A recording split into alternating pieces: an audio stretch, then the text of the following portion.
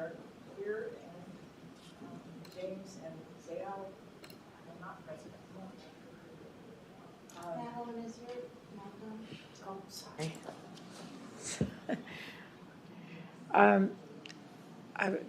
Usually I ask if there are going to be any changes to the agenda, but I'd like to say, if possible, we would like to put the second issue first. and You would if you like. are there any other changes to the agenda? Okay, then let's proceed. And if I may, I'll open up because All I right. can explain why this is back in front of you. This was in front of the family division, was in front of the Board of County Commissioners. And the day of the hearing, we got the stuff you see highlighted in yellow new to the commission. And under those circumstances, the commission decided that they'd rather have the planning commission re-review to see if it changes your mind. It doesn't have to. You may land in the same place you did before, or it may change your mind. That's your call, not mine. I just wanted you to understand why this is back in front of you again. So that's the why. At this point, I think it's fair to turn it over to Rand and or the person that's actually driving this request to give us any new information you want, and then we can go from there. Thank you, David. I'm going to stand up over here. Sure. That's right. I'm fine here. I don't have prepared remarks, and so this is a little bit off the cuff here. But as we were preparing for the board's hearing on this, we had some conversation about, are there things we could add to this that would, that we were comfortable with, that we thought the board perhaps might like to see as a result of your recommendation to them. And so we added a couple of things. One of those was that the limitation that you see on the first page, that no property owner can create more than 4 parcels pursuant to this exemption in their lifetime. That is a restriction that exists in Bonner County's regulation. And so we thought that was a useful thing to add. I think it was also something that may have come up in your discussions at one point or another. Rand, Yes. can I, as you go through this, can I just Absolutely. ask a question? So let's say I own 120 acres, Sorry. and I, Stood right in front of 120 acres, and I take 20 of those, okay, and I want to use the exemption on those 20. Let's say I take the 120 acres, I divide them into 6 20s, whatever, okay. One of the 20s I want to use for this exemption. So I could not use, if I'm the owner of the property, I don't want to say parent because it may not be parent, but if I'm the owner of the property, that I only could do that for that 120 acres. The other 5 would be not, I wouldn't be able to use that at all. The other five Five. 20-acre parcels. Right. Correct, yeah. If you take 4, you create 4 or 5-acre parcels, you're basically done, Okay. That's what the new A says. Yes. But if I take the 120 and I use my one-time exemption to divide it up, to give 20 acres to each of my family members. That's a different issue. Right now, I'm just going there. So then each one of them own the land. Each one of them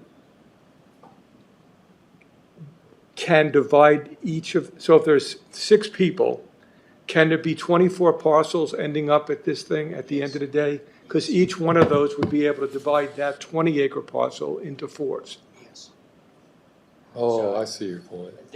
I don't believe this this limits the number of 20-acre parcels that could be each exercise on Correct. one lifetime Yeah, exemption. it doesn't. So from the answer to your every other question is parcel. yes. Yeah, so this is intended for the 20-acre person, that they have 4 kids and they divided out the other stuff, okay. I guess, I was just trying to clarify. So, but they would be also, subject to the ownership, the time provision there, the waiting period. Right, They would have to own it for 3 years prior to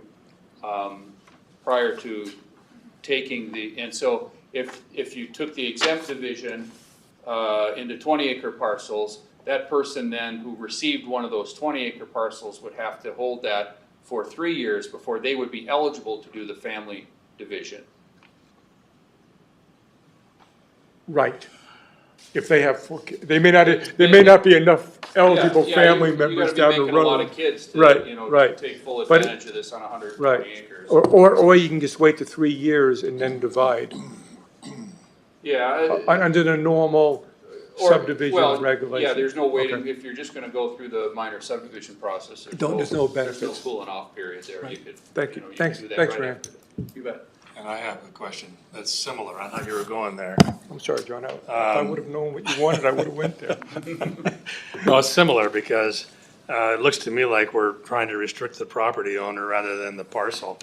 So let's go with his example. He's got how many acres? And you take 20. Yeah, You said you might not have a family big enough, but families get big, especially when you allow grandparents and parents and grandchildren. So, if it were me, for instance, and I have 8 grandchildren, and say for instance, I had 4 children, and I divide the 20 acres Dave's talking about for those 4, but now another 20 that I own from the parcels, whatever he said, now, 15, 20 years later, 18 years later, I want to start giving them to my grandkids. This says I can't, because I'm the owner. Am I interpreting that correctly? That's correct, yeah, if you've taken it, taken your 4, and, given those to your children, you won't be able to do it for your grandchildren. Even if I have 80 acres in Post Falls and 300 acres in Hayden? Yep, you're gonna be So relegated to, you're back to dealing with 20-acre parcels in your scenario then probably because. So I have to pick out my favorite grandchildren and the others can go to, Yep.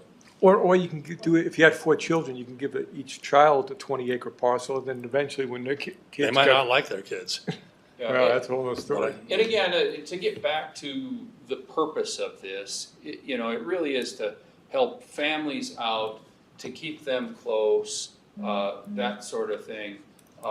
You would still have the same option with your grandkids of putting it in your will, and they would receive it upon your passing. Again, the idea here is to allow families to live close together so that they can take care of each other, give them a hand up, help them with daycare, help them with elder care, whatever that might be. It's to allow them to live on the 5-acre parcel next door and, kind of improve the family situation is the original intent. I think there are plenty of other ways to get you there in the context of taking care of grandkids and that sort of thing. I think the testamentary provisions probably covers that well enough. Yeah. All I gotta do is die. Well, Yeah, it's a tough way of doing it, but it's pretty effective. the one thing, Rand, and I know we've discussed this in the past, and I just want to bring it up again, because I agree with the desire of the exemption, which is for families to stay together. So that concept. My challenge with this exemption, an exemption by me means you get exempt from something for a specific reason, whether it's timber, agriculture. If your income is lower than a certain level, you get an exemption on property taxes. But each one of those exemptions require the individual to maintain the eligibility for that exemption. If you stop doing timber, you lose the exemption sometime. I don't know how many years it is, you lose it. So my question is, if the desire is to do exactly what you said, and that's the intent of this, why doesn't it just simply say that the exemption is valid only as long as the individual lives in that, is a family member of the original exemption? So if I gave 4 kids, if I gave my 4 kids and one of my kids sold it, the property after 3 years and all that the road standards and stuff would be needed for that particular thing. That's my problem with it. That's the only thing I really have is it's an exemption that is granted at one point in time that doesn't require that same eligibility requirement for the life of that exemption. I'm not sure that's the best way to say it, but that's what it is. I mean, if you put that in here, then everybody would say, okay, it's intended for that purpose and it's only eligible for that purpose. Now, I know there may be a lot of other unintended consequences. Yeah, the biggest problem with that is that in many cases, you can't fix the problem if after the fact, somebody needs an exit strategy and they sell that to, and that somehow now would trigger upgraded road standards and so on. That might be $1 million worth of road improvements. Well, that doesn't make sense in the context of a $200,000 parcel. Agreed. I agree with that. And so I look at this as the same as the testamentary provisions. Once that's done, it's done. And the only difference here is, do I have to die or do I get to have, my family close while I'm still alive? Right. But the end result is the same. The parcel is created and exists in perpetuity. It's a legal parcel, and we don't go back and revisit the road standards or anything like that associated with a testamentary provision division. And this really is it's the same thing. Do I get to enjoy my family while they're alive, or do I have to wait until I'm dead? Right, and I think that. And that's how I view Yeah, this. no, I think you're right, and viewing it in that way is correct. But there's another alternative, and that is change the other regulation. I don't think that is required legally, is it?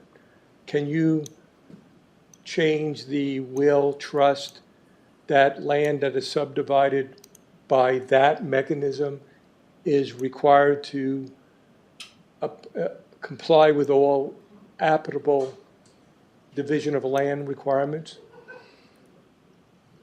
Yeah, are you talking about a testamentary transfer? Yeah, Well, it would have to at least mention, or it would have to provide somehow for the division in the will. There's no particular no, way. I understand that part, but Rand's point is a great point.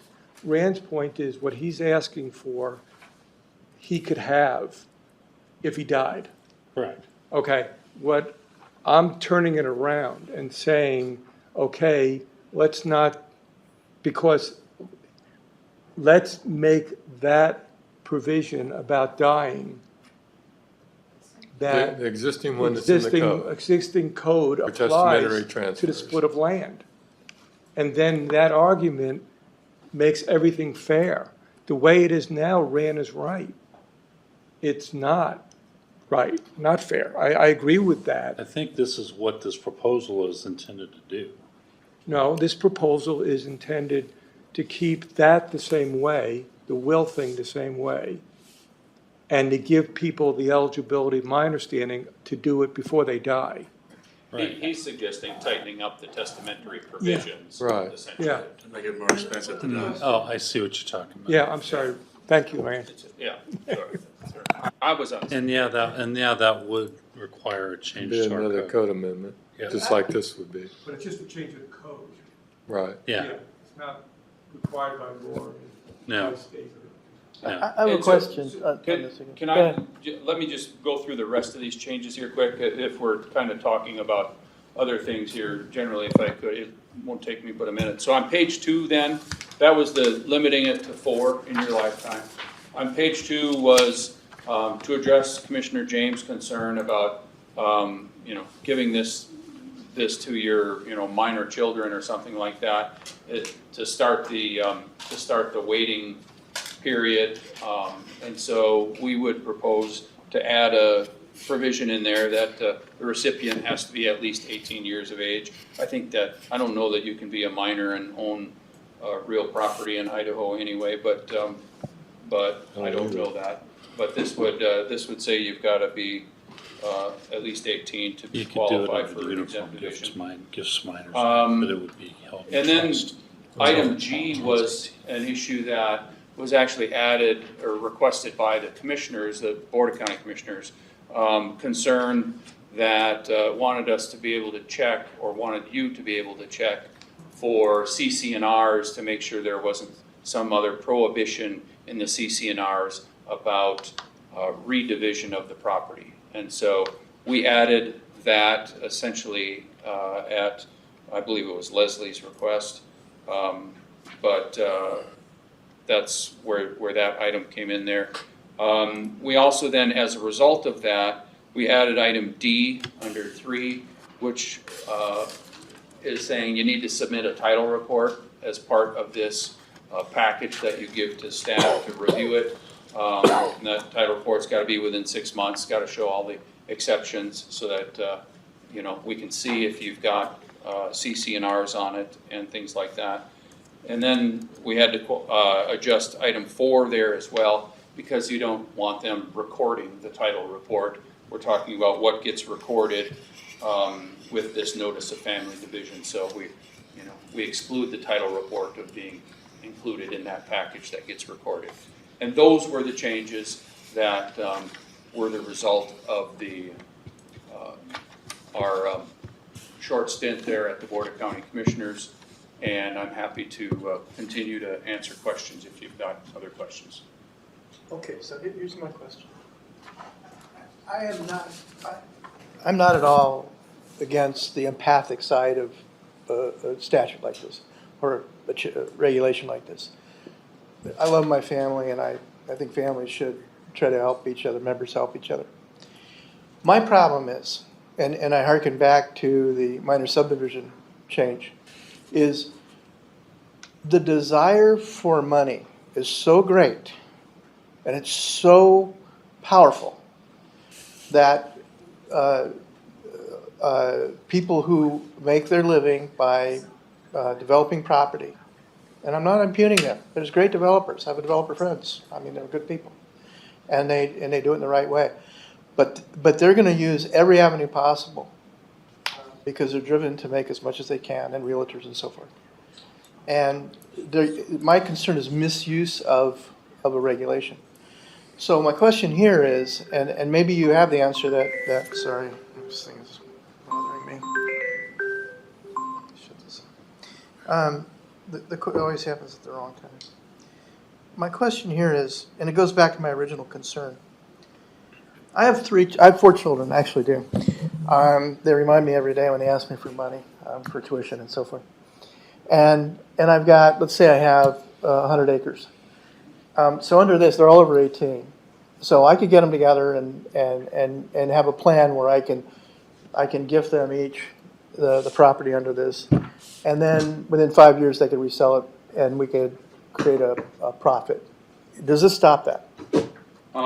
No, but you'd have the ability, from your side as a parent, you could put a deed restriction on it. You could do things on your side if you didn't want that to occur. That's not my goal, though. If I'm circumventing the intent of this thing, what I'm trying to do is maximize the value of my property and make a profit with it. In fact, I can sell it if I just read really quickly, but before the 5 years I can sell it. It just can't be developed until 5 years, right? That's correct. It wouldn't be eligible for a building permit. So I can sell non-family member.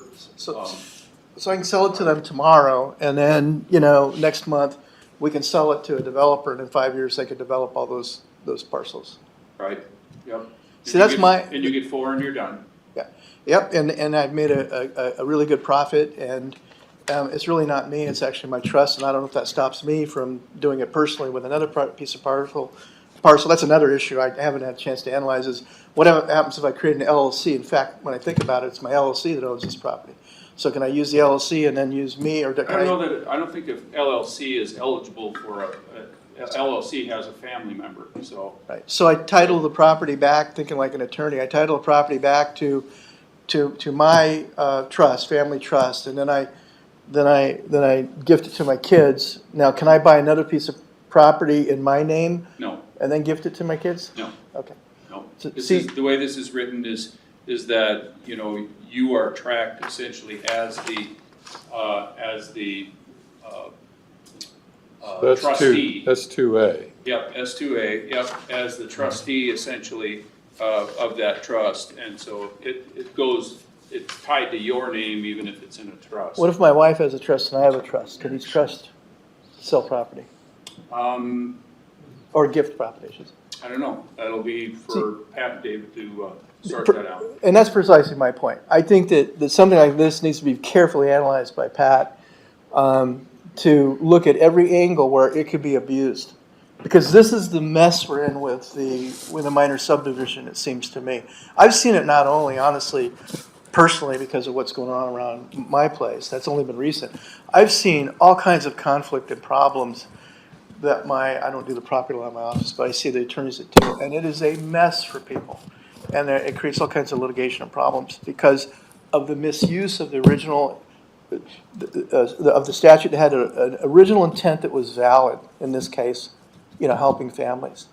The intent it's empathic and it's a good intent, but the misuse problem is a real issue that has to be analyzed closely. That's my view on it before you jump and say, oh gosh, yeah, let's do it. And so these requirements are more restrictive than both would exist in Spokane County and Bonner County. And in Bonner County, which is the closest one, Spokane County is pretty loose with theirs, and they're fine with that. They know that it probably gets used over there for non-family member type, because there's no limitation. You can buy a piece, give it to your kids, go to the next piece, buy it, give it to your kids. You can do that in Spokane County. And that results in, I forget the exact numbers, but we did the research on that. That results in a couple hundred divisions a year over there in Spokane County. Again, it's you'd expect that with the far looser regulations that they have and the greater population. Bonner County, on the other hand, are more stringent, not quite as stringent as these, but more stringent. They do a dozen a year, 15 a year, 18 a year. We looked at it for the last 3 years. And so the number of parcels that actually get created in the real world, and I know you're concerned about the abuse of it and all, but in reality, the number that are being created with this kind of regulation, or that will be created, I think are really low. Respectfully, I don't find that persuasive for these reasons, specific reasons. One, the fact that another county is doing something and maybe doing it poorly doesn't mean that we should adopt that. Two, the compounding effect of these avenues to circumvent the rules or the meaning of the rules. It's compounding. I used to commercial fish, and there are leaks in a boat. You always have a little leak, you try to plug them. Get too many little leaks in a boat and you sink. So the problem is just saying, oh, there may be only a little abuse here or a little abuse there, it gets to be compounding. And I think that's a problem. The third issue is Kootenai County is a different story. My wife and I were just noticing, went to Spokane yesterday. I mean, the amount of population growth and people coming to this county because it's a beautiful place to live, and all the reasons we know, is causing values to go up astronomically, and which is incentivizing, going back to the incentivizing problem here, where people are incentivized to circumvent the rules as much as they can to maximize value. It's a different beast in this county than other counties, I think.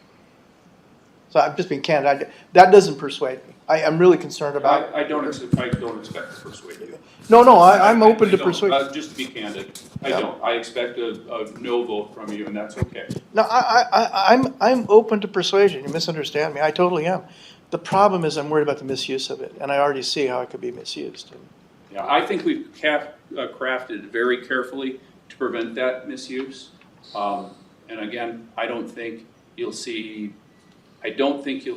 many people using it. I think the people that will use it as it's intended.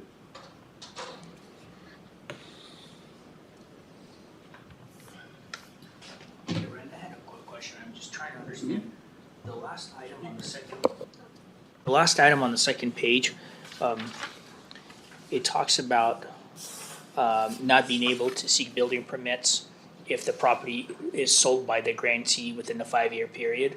Yes. So, if an individual is a grantee and they construct a residence and then sell it within a 5-year period, what is the benefit of allowing the grantee to construct a residence within a 5-year period and sell it prior to expiration of that 5-year period versus selling an empty parcel of land that somebody cannot develop on? I don't mean to make it a tricky question. I don't understand the benefit. No, the intent there is, again, things didn't work out as planned, and so, what's the exit strategy? Is that individual trapped in that parcel in ownership of that?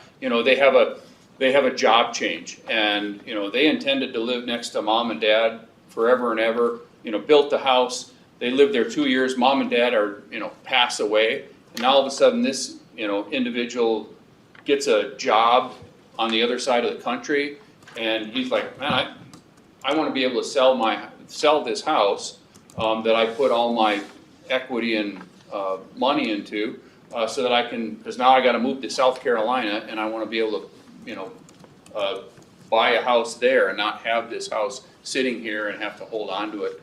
And so it's just, life happens. And again, we're doing what we can to restrict it so there isn't abuse, but at the same time, you've got to provide an exit strategy so somebody's not trapped in a house when they need to exit stage left. So, okay, but if you were to strike this complete, this provision, if you were to strike it and have either the grantee build the house or the individual who buys the property from their grantee, who cares at that point if there is a house? For instance, if the grantee buys a house or builds a house. Sorry, if the grantee builds a house within a 5-year period, Yes. and then they decide to sell it, if somebody purchases that property, that means for the remaining period until 5 years, they wouldn't be able to get a building permit, let's say for a garage or a lean-to, or do we care? I mean, I'm just saying, is it necessary to further complicate item number 5 by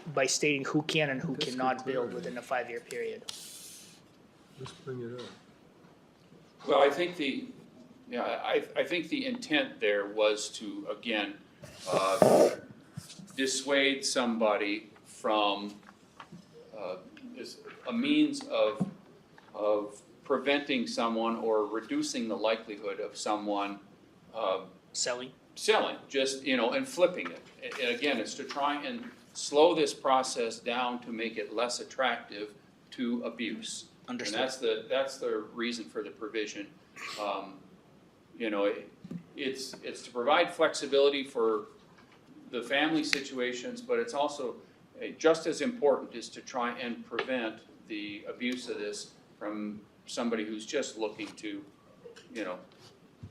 to flip it. We want to try and prevent those circumstances. So, I'm all ears if you've got more, more ideas on ways to do that. Because, it's not, I'm not trying to create an exemption here which is easily abused. We legitimately want to do something that works for Kootenai County and the families of Kootenai County. I agree with you, Ben.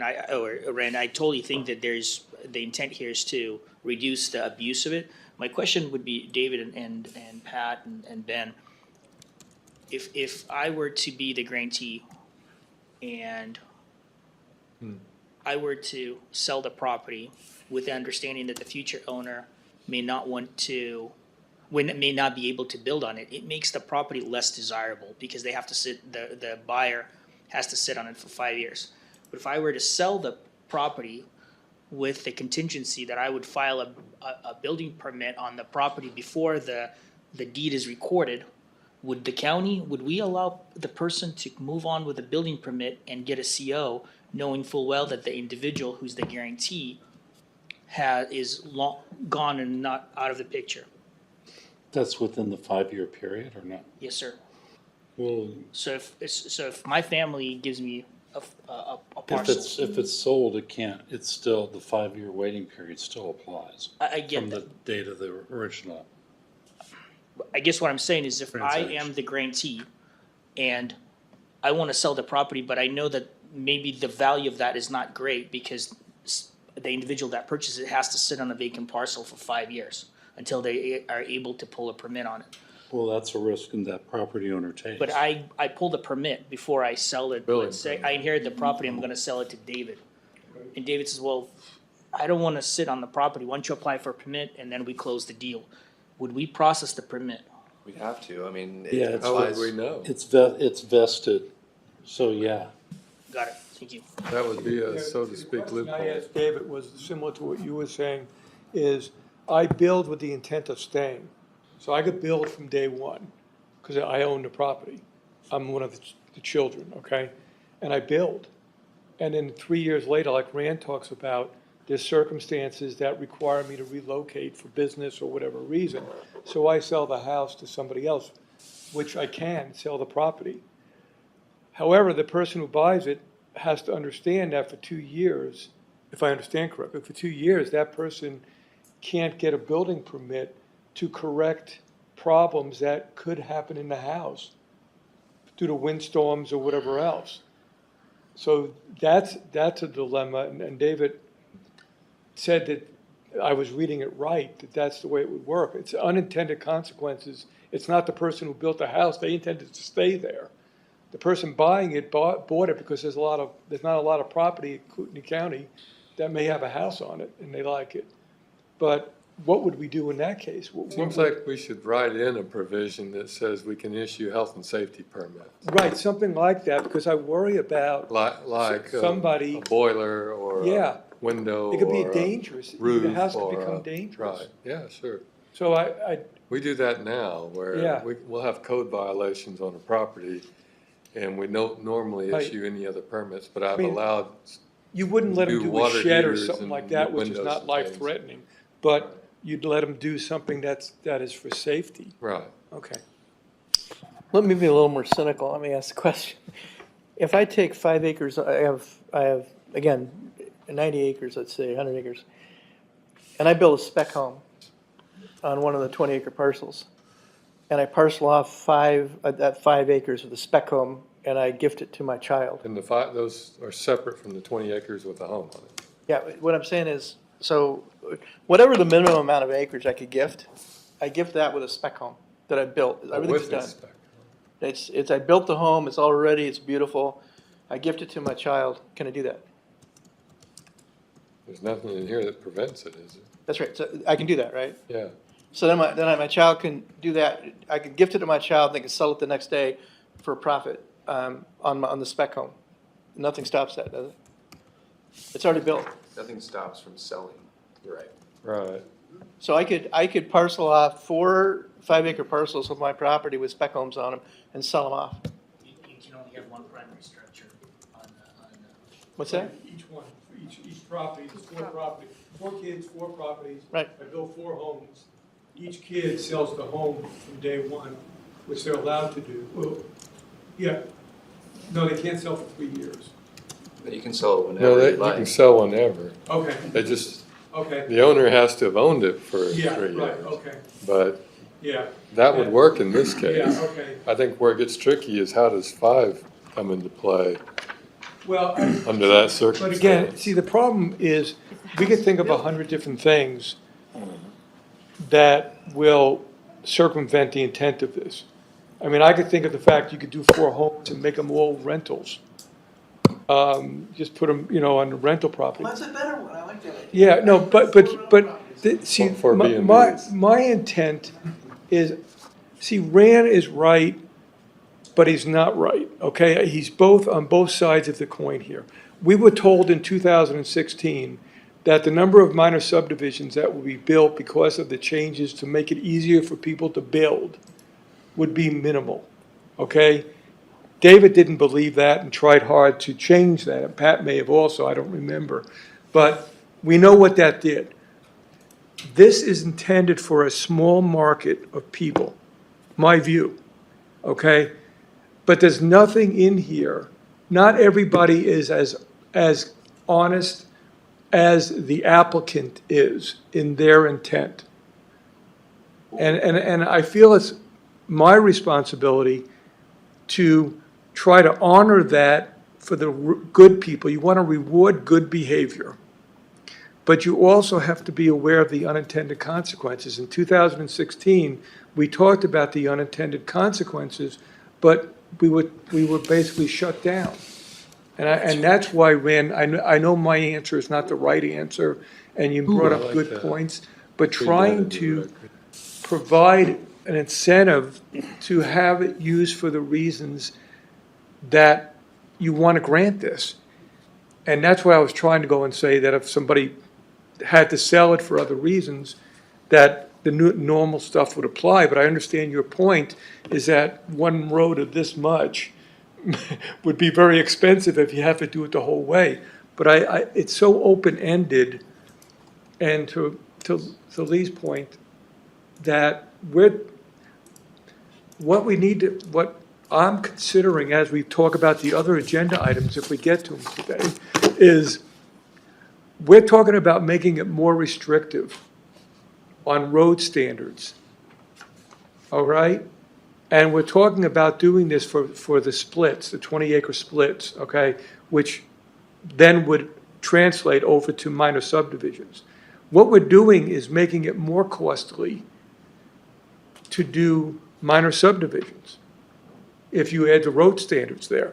This exemption could make the economic benefits even greater than the $50,000, whatever they are today. So I'm trying to grant it in my brain, which I'm not smart enough, as Rand has been doing this for his whole life probably, and David, to try to figure out a way of granting it for the intended purpose, but not allowing for abuse. And maybe there is no answer to that. I don't know. I want to add something to that, because I think it's important, both for this and the next issues we're going to talk about, to understand the dynamic that goes on between an attorney and a client in the context of property law. Client comes in, says, I have 70 acres, and I want 4 rentals. I want 5. I want to get as many rentals on this property. I want to generate income from it. How do I do that, attorney? Attorney starts rifling through all the rules and regulations, comes across it and says, aha, we got a way to do it. This is how you can do it. And then the attorney is looking for that way to get the client where they want to go, while following the law, not necessarily the intent of the law. That's not the issue at that point. It's just getting that client where they want to go. That's the dynamic you're dealing with. Attorneys get criticized for it. That's the truth of what happens in the attorney-client relationship. And that's what leads to the misuse and potential abuse, because they're looking for every angle they can to circumvent the intent of the regulation. And do it in a way that they can say to a judge in a straight face, well, I followed the rules. I didn't write this. Somebody else wrote this. That's on them. If they left that loophole there, and you mentioned that before in the context of, like we were talking before, they're taking advantage of the loophole, they have a right to do that. I differed a little bit on that, but I agree with you on the spirit of it, that they're looking for the loophole on the way out. And that's what happens in the courtroom. Attorney says, right here, says I can do it, Your Honor. I didn't write that. You got to go back to those people that approved this thing. And by the way, you can't do that because you're a judge. You can't interfere with the executive branch. That's what gets us into the mess we're in with this that you point out so well, the minor subdivision problem. The other problem that I see, having no kids, is that I can't take our property, divide it up, and give a piece to someone who's willing to move in and take care of me. You can adopt. We need to include horses. Yeah, right. By court order, you can adopt, and then you have the kids you want to. Yeah, it's right there. A court Yeah. order. I did it. Why not? Can I take three yours? I'm available for adoption if anybody. Okay, Giving out thanks, land. Fran. I remember talking about that. Familial status may be established by blood, marriage, adoption, or court order. Yep.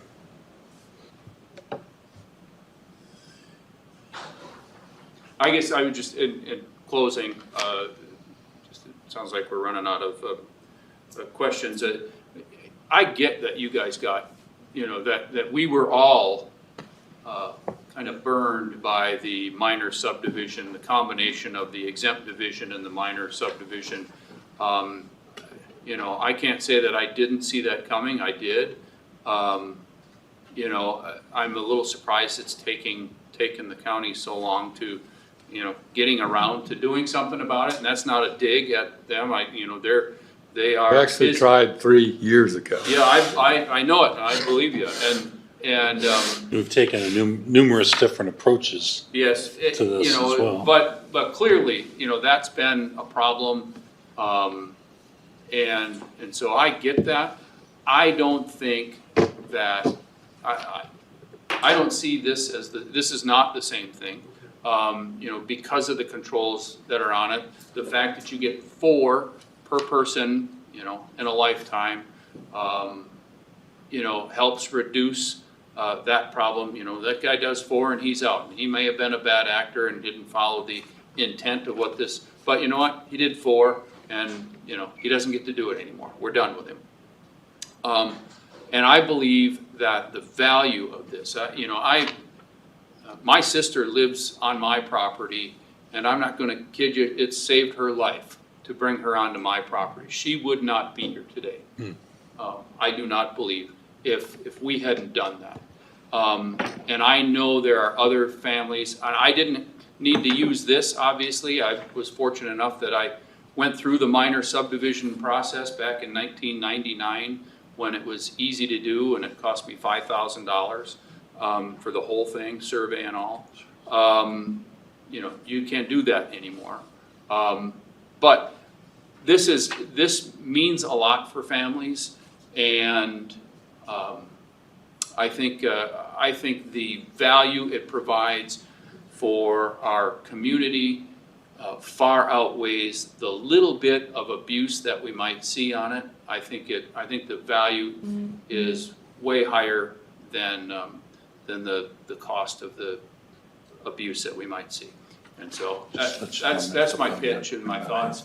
And I appreciate the opportunity of being able to address you. Thank you, Thanks Rand. so much. Yeah. Just, Madam Chair, just before we leave this topic, I came up with 2 additions to language just to address issues that have been raised today. 2A, after Rand's addition says no property owner shall create more than 4 parcels pursuant to this exemption in their lifetime, I put comma, whether such parcels were created by the owner as an individual, a co-owner with a spouse, or trustee of a trust, in which the owner retains beneficial ownership, to try to address Commissioner James's well-founded concerns. And also at the very end on, on 5, after the existing language, I added, this restriction shall not apply to building or development permits which the director determines are necessary for life safety or to remedy a nuisance or hazard, as those terms are defined in section 88604 of this title.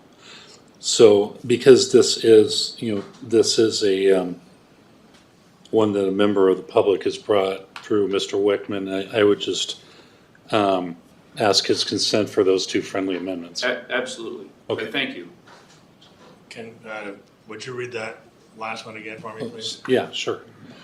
This restriction shall not apply to building or development permits which the director determines are necessary for life safety or to remedy a nuisance or hazard, as those terms are defined in section 88604 of this title. Thank you. That gets to my problem, my concern. Worry about, my rental example. your rental example. Yeah, creating, 4 lots that can rent out. I don't, to be honest. I mean, if you want to come up with some, I'm more than happy to Yeah, I mean, look that's at what I'm it. suggesting, when we look at, what are the potential permutations where people could use, and can we plug those holes? Right, That's the issue, to be fair. right. Well, I tried to plug a couple of them. I never said I plugged them all. That was pretty good. Yeah, way to go, thanks. How does this work now? From a public hearing point of view, We we're scheduled reschedule a public hearing in December, whatever. whenever, Um, and then go through But that does this and have to back. be, these changes that we're adding today, the ones that were added, they've been noticed to the public? No, they will be once we schedule for your new public hearing. Yeah. So the date of Which- the new public hearing won't be what we thought it was gonna be? Well, we hadn't scheduled one. Well, Yeah, December 14th. When was Oh, it okay, for? that's right, I forgot. When was it for? December 14th of 14th. December. Oh, But at the moment, we have time to notice this Okay, for that. I keep Just on forgetting what barely. the notice requirements it would have to be noticed It'd have to today. be today. are. Okay, And the language would have to be changed today. Mm-hmm. today, yeah. Is it too late to get it to the press today? I mean, it's too late. Yeah, so we can't have it on the 14th. Okay. Well, but the language that went to the press wasn't that specific. Oh, that's true. Well, You the know, other- that was language that just said, we got an ordinance Yeah, that's got the 'cause- following subjects. Yeah, because the caption hasn't Just changed. the caption. I mean, the other thing is, we don't have to actually do it on a Thursday either. I mean, if you wanted to be 100% okay, you could do it on a Monday at 1:30, that doesn't matter. Been noticed for the 14th?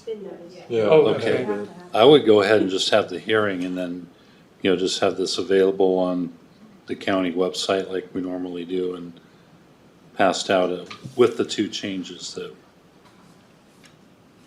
You're the I lawyer, can send. you're our counsel. Well, and at that hearing, if you come up with additional language that you think is useful, Yeah, you can add it in there. I feel most comfortable Yeah. we could come up with, the plug the whole language on everything before we. I know. That's always desirable. We can change. But you can change it in the hearing. Right, Right. And then that just moves forward to the Board of County Right. Commissioners. But if it's substantial changes, can it still go to the county commissioner? yes. yeah. Okay, The tricky part is for the county commissioners, if they make substantial changes from what you Okay, come up with, okay. then they've got to have another hearing. Yeah, they either can remand it back to you, which they did this time, or have another hearing. got it. Send us all those changes that you Yeah, made. yeah.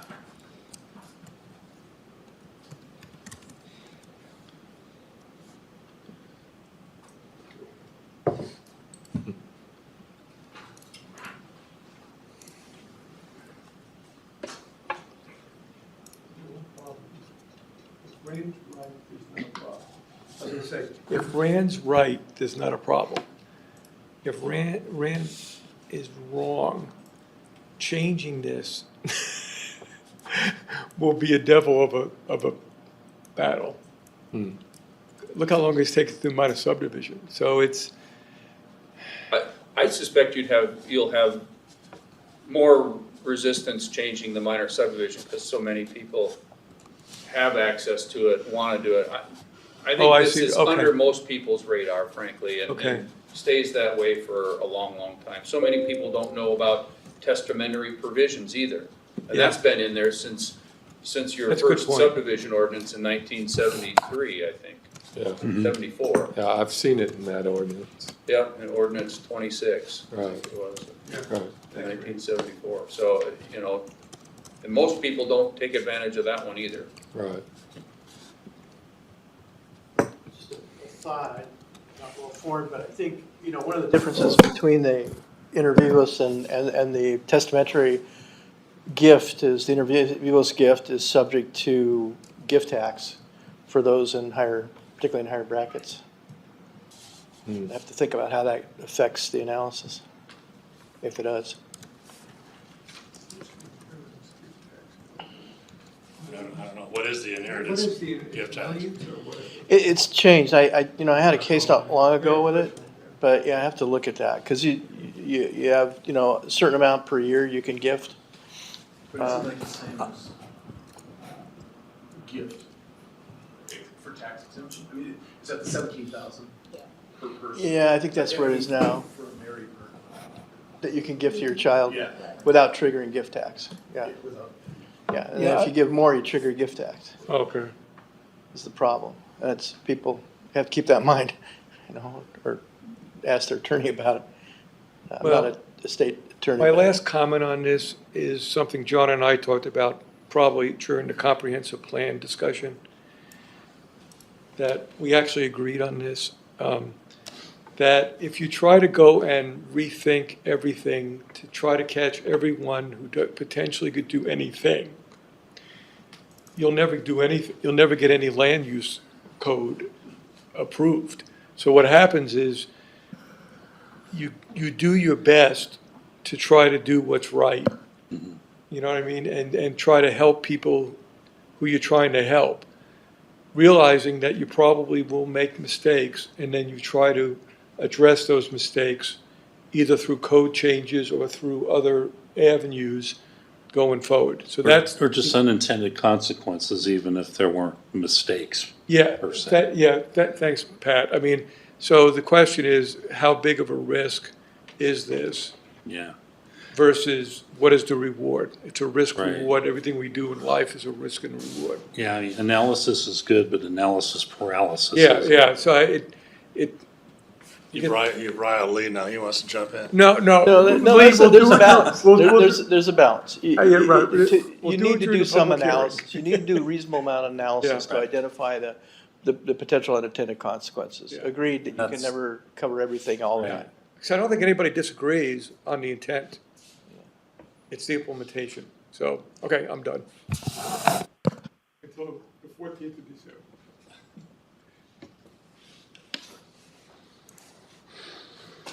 And I sent that to Jennifer to distribute to all of you on the commission. And I also distributed directly to all the staff that's here. Thank you. Can I get a copy as well, Oh, please? yeah, shit, I was gonna send that to you. I'll just forward my email to you. Thank you.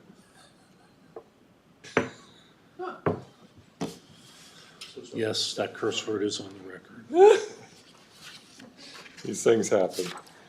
All right, that's, Thanks, Frank. You can stay here or you gotta vote? Minor subdivision, or do we want to take the last one? the last one would go pretty quickly, actually. There, I sent it to you too, Rand. I'm sorry, I didn't hear you. We want to take that. We also need to do The temporary or intermittent use of RVs, I think that's a relatively quick discussion. I hope so. I have to leave in 20 minutes. Dave just reminded me that we haven't had the approval of the minutes. We got into Oh. this discussion, so. Yeah, you should do that. Are there, does anyone want to move? I make a motion to approve the minutes as submitted of 11/2/23. All in favor? Aye. Opposed?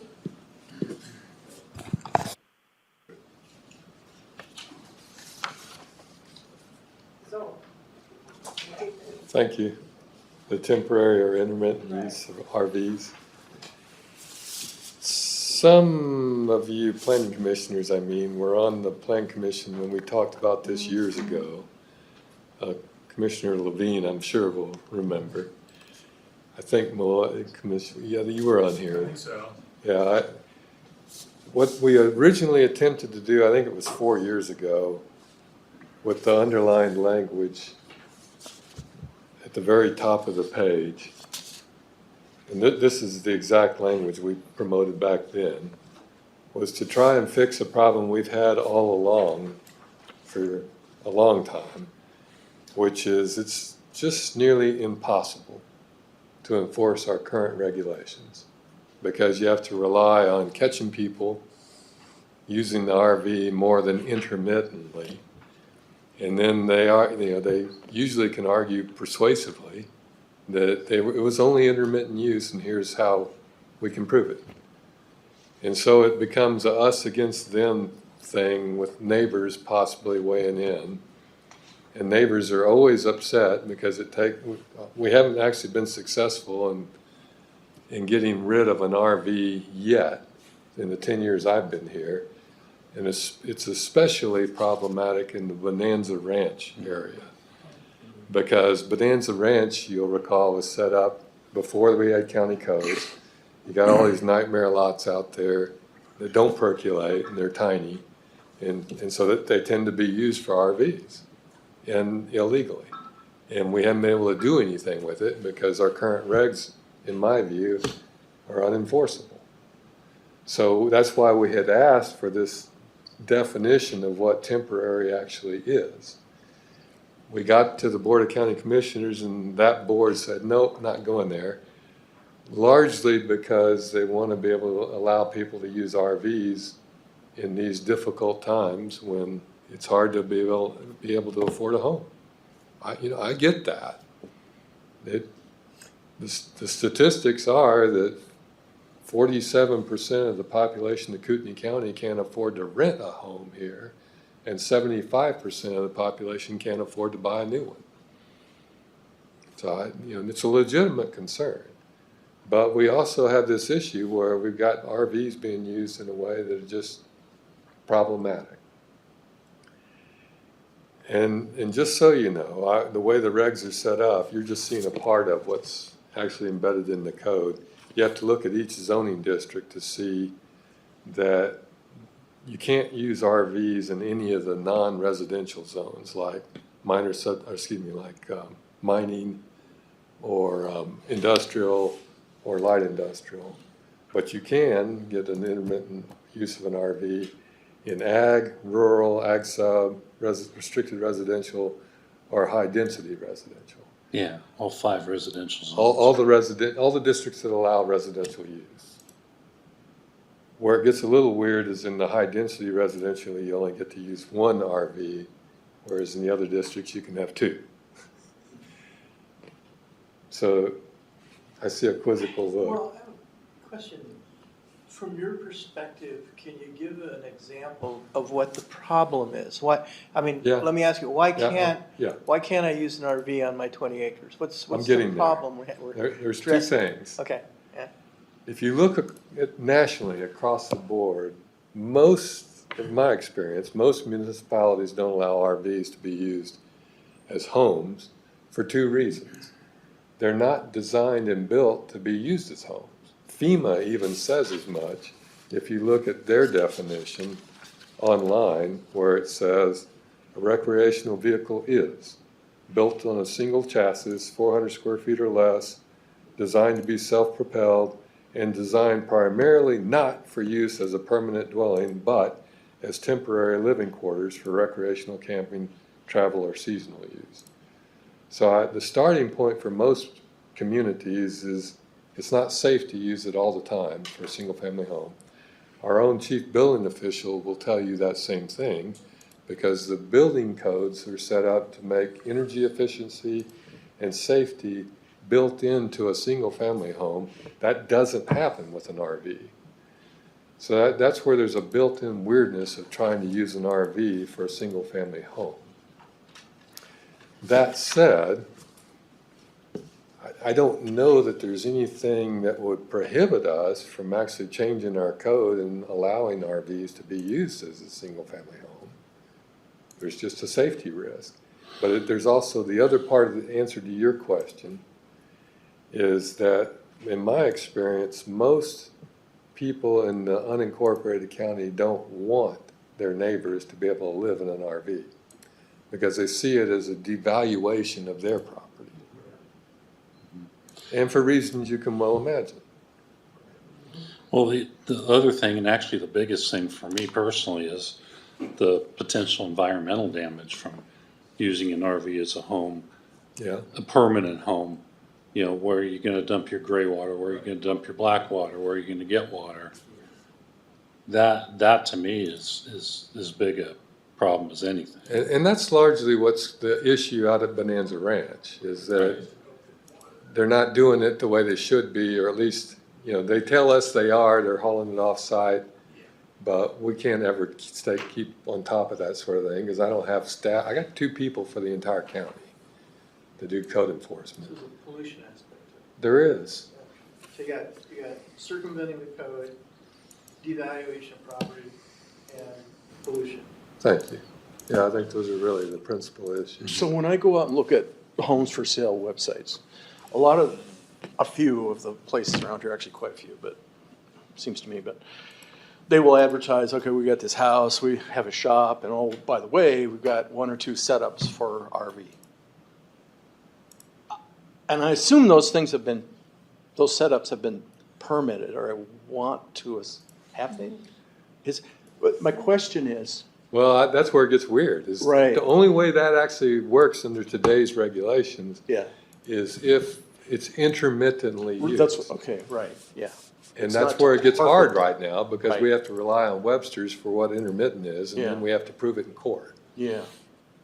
Because, I mean, you could set something up theoretically where you're taking care of your gray water, you're taking care of your black water. I mean, you tie it to a septic You system. could get a PhD-approved septic field, Right, and under today's regs, as long as you aren't using it as a dwelling unit, you're just Oh. intermittently there, right. then that works. I think it's worth having a conversation of, could we entertain the idea of putting enough regs in place, like you have to be tied into a PhD-approved septic field, you have to meet setbacks, other things like that, and then make an RV a by right use. Right. That would piss off a lot of people in Bonanza Ranch And other places. and other places. Well, I don't want to take us down a But rabbit it's hole. something to have a conversation about. While we're discussing this, I'm not suggesting that we want to also discuss like tiny homes. Oh, yeah, I mean, is that an issue? Or? Tiny homes are actually governed under the building code. now. Oh, okay. and they're Residential allowed. code. Okay. They're Yeah. actually allowed under Idaho state law. So they do have under to be certain hooked up. provisions. Yeah. Now, there's a difference between a tiny home and a park model. Okay. Park models are defined, are considered recreational vehicles under both state law and Okay. our code. But a tiny home's allowed today as long as you meet state regulations. Some question with the tiny home. Oh. Less than 800 square feet. Oh, just a small structure. And Yeah. Yeah, these people. It's on a You take a trailer foundation. frame and you build They're a house and a permitted little as shelf up above the sleeping. Across the nation, they became a big deal about maybe 15 years ago when they were on wheels. They were really park models. Yeah. And all across the nation, people live in them because it's an inexpensive way to have a place to live. And in some communities, it's perfectly legal, especially counties that don't have zoning, which is all of Texas, for instance. Okay. But back to this point, at the moment, I don't have this in front of you other than as a discussion item, because I want you to be thinking about what we might do with this to improve it. But I can't really say that it's ready to go forward, because last I canvassed the county commissioners, I have one opposed, doesn't want anything to do with this, one in favor, willing to have a discussion, and one that hadn't responded at all. Well, in terms of the intermittent definition, intermittence, Right. right? Right. I mean, I strongly favor and recommend bright line definitions, because that removes the potential for all kinds of argument. And so whatever the definition, I think you're always better off with a bright line. Now, as to what you could do to avoid circumventing the building code, I don't think you can make a change to do that, because, I mean, how do you, you could require an RV comply with the building code, or maybe you can, but no RV can. No RV can, as far as I know. Devaluing Wait. properties, I don't know how you do that either. The only one you really deal with is the pollution Yeah, problem yeah. with regulations that, yeah. And the number, sorry, Lee, number of days is flexible. I put these in as an example, but certainly that's something that can be discussed. 30 and 180. Yeah, Yeah. and 90, 30, and 180. 90, 30, yeah. Yeah, that's the fundamental issue is, Well, the bigger issue that, I don't want to open a can of worms, but isn't it affordable housing? uh-huh. Isn't that part of the bigger issue? And That's It's a- why the one commissioner doesn't want anything to do with it. Well, If it's changed. no, what I'm suggesting is, rules and regulations that incentivize reasonable, affordable housing that, the residents accept. That's kind of the other issue. Yeah, it kind of circles back to what David was discussing earlier. And we're actually working on that region-wide with others, with the cities and their staff. Keeping Kootenai's come up with a draft proposal for allowing all the municipalities to adopt 4 accessory dwelling model codes, or I'll say this right in a minute, pre-approved plans that you could buy and go build in Coeur d'Alene for an accessory structure. And if it's pre-approved by the staff, then it goes through a lot more quickly. That's the kind of thing we're working on countywide. But we still have this issue, no matter what we do, for the affordable home part. Yeah, I mean, only part of it's probably affordable home. I know out with us, we have people who just want to live out in the country, and they really can't afford to build a home out on their parcel. They spend all their money on their parcel. So it's not that they're gonna go buy an affordable home or apartment if you gave it to them. They don't want that. They want to live out on their 5 or 10 acres. And we have a number of them out with us. Just so happens this weekend, I was driving in an area that my wife and I, that we didn't realize how much it was built up right near us. And there was a bunch of these RVs. There's a shop. The classic is a nice, beautiful shop with an RV next to it with a fire pit. And that's what you get. Yeah, I could circle them on the map for you. No, I don't want to know. We have to have a formal complaint. Yeah, I've got some comments. First of all, I like Lee's question about what is the problem?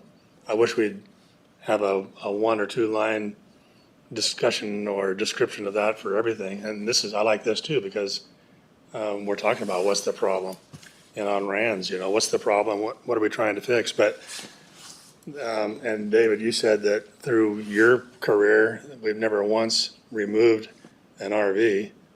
Not yet that I know of. Which makes me wonder why even have this, maybe we do need to consider some revision that is more accommodating to RVs rather than trying to outnumber them. Well, it's certainly a policy discussion for this board, so. Yeah. And David says that the reasons why are because they're not designed for permanent dwelling. Well, I'm not sure this gets back to the definition of what's temporary, what's permanent there. If they're not designed for dwelling, that doesn't matter how long you're in it, in my opinion. And environmentally, of course, that doesn't matter either. You can be just as polluting in 90 days as you can in 180, I would think, depending on, you know what I'm saying. It doesn't, if you're going to pollute, you're going to pollute, whether it's 90 days or 180 or permanently. So I guess I lean more towards trying to rework it to some way where it's more accommodating to RVs rather than. And I understand in our minds we all have a vision, and one of those visions is 50-foot lots and new houses built on 50-foot lots and an RV in the driveway. Certainly the neighbors are going to object to that, especially if there's people living in it. But another vision I have in my mind is out where I am, there could be 2, 3, 4, 5 RVs on the 20 or 80 acres next to me, and I would never know it. It's kind of like Lee. You drove around and discovered some you didn't know were there. And so as far as this is where I get frustrated about penalizing everybody or trying to treat every situation the same, trying to make one size fit all. Because the notion of the RVs in the driveway, we say, well, you can't have more than one RV, or you can't have any RVs because the neighbor's going to object. Well, that's not even pertinent to somebody that's got 10 or 20 acres out in the rural.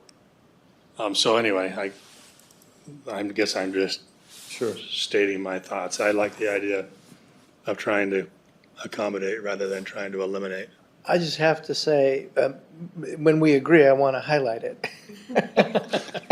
Is your mic on? Oh, yeah. John?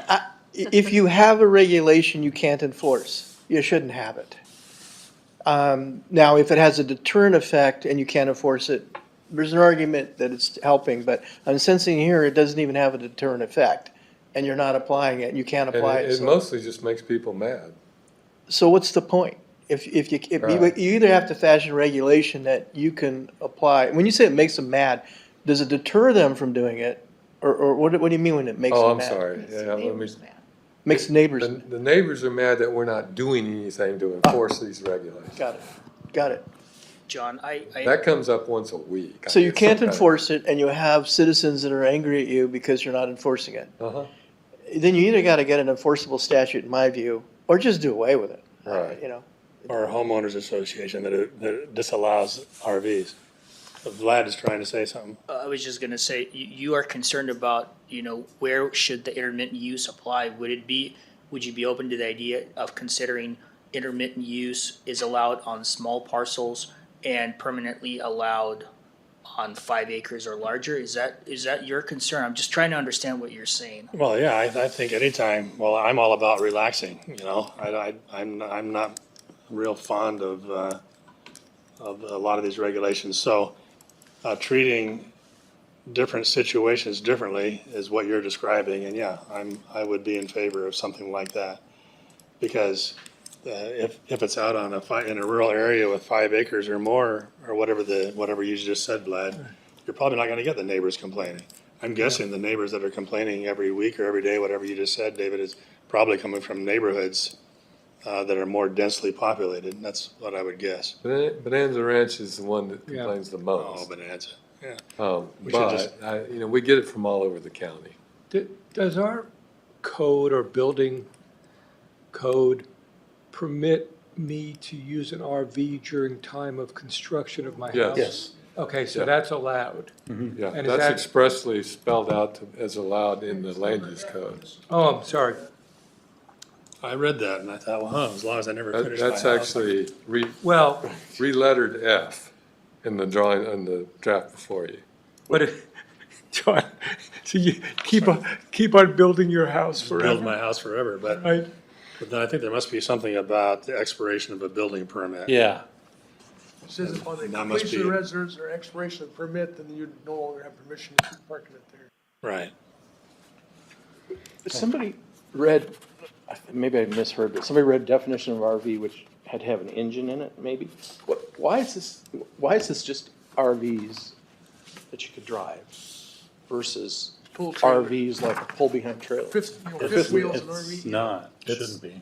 Yeah, Yeah, but it's his not. definition was drivable, so from the one. I thought I heard a Yeah, definition. with the definition you gave. Oh, that was FEMA. Yeah, I understand. Oh, That's not our reg. I understand that. So that's not the Our intent, definition of RV comes actually from the state statute that Okay. defines RV. which Right. includes a, Yes. Which includes those trailer, other things. Yes, Madam Chair, I need to leave, so.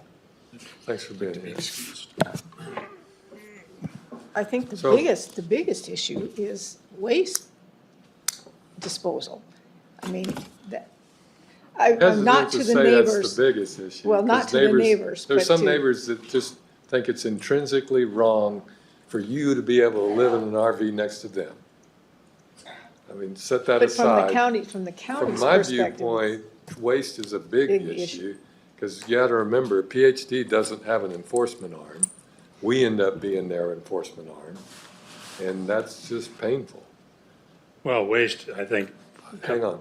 oh, sorry, waste comes into, under, in my opinion, that falls under the safety and health of the community that planning and zoning is all about, right? Right. I'm not sure the visual impact of an RV in the driveway of my neighbors does. So that's the distinction I would make. It's chair's prerogative as to whether audience gets to talk. Madam Chair, there was a concern. If they're living, if they put this RV on a 5 acre lot, they're living. Hang on a second. I need to speak up.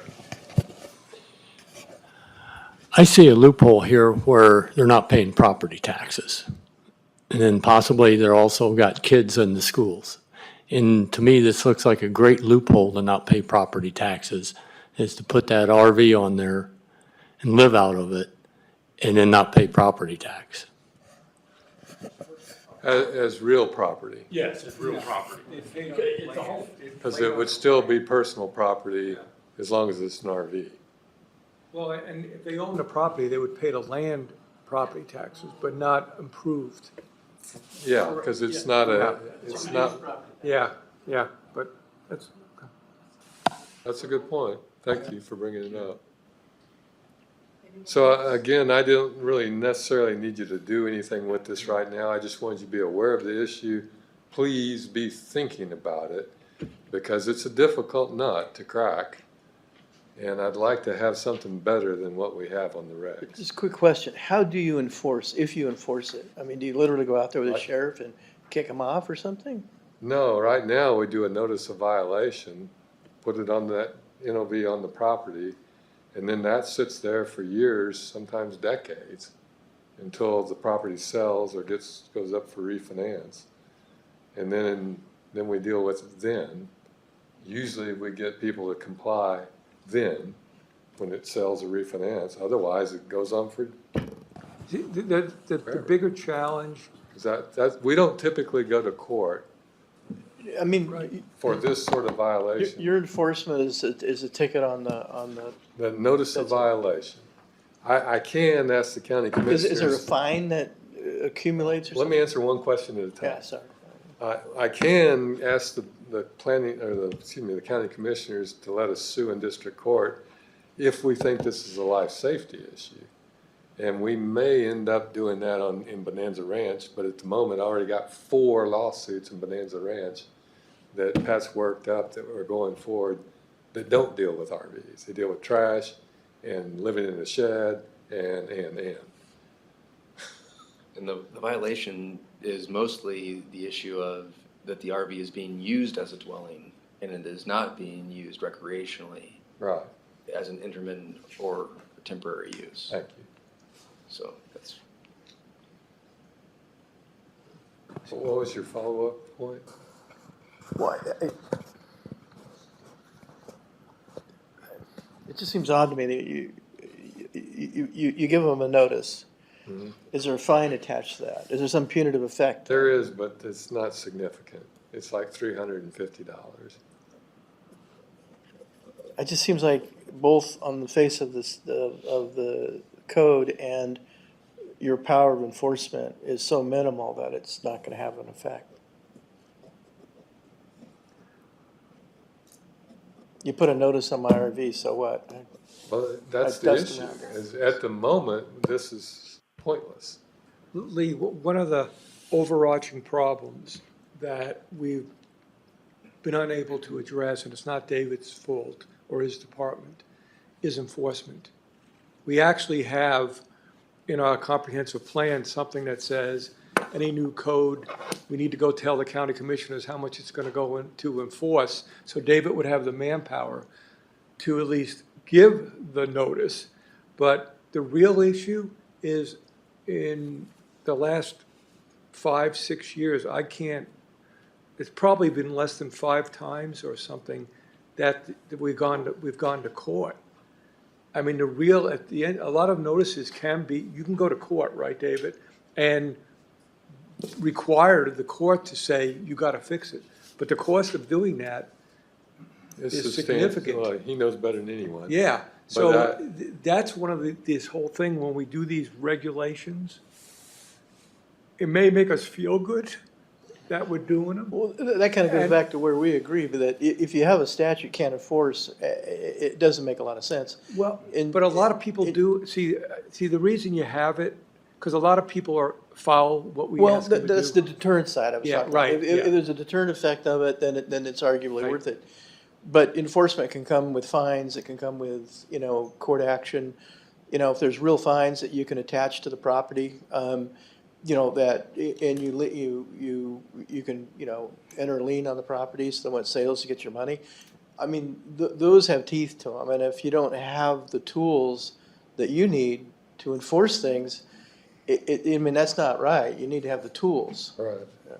Well, to piggyback on that, that's why we came up with this underlined language, is so we could at least have a line in the sand that we could tell people, you're doing it okay or you're not.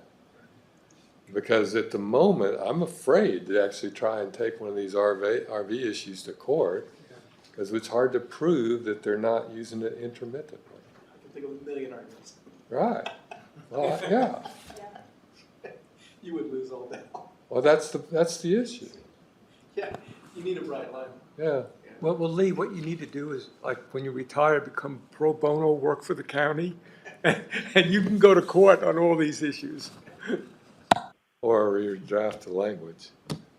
So that's where we are. I'll keep you apprised of when I hear from the third commissioner as to where that person lands on this, and then I'll bring it back in front of you, and we can go forward. So that moves us on to serial minor subdivisions.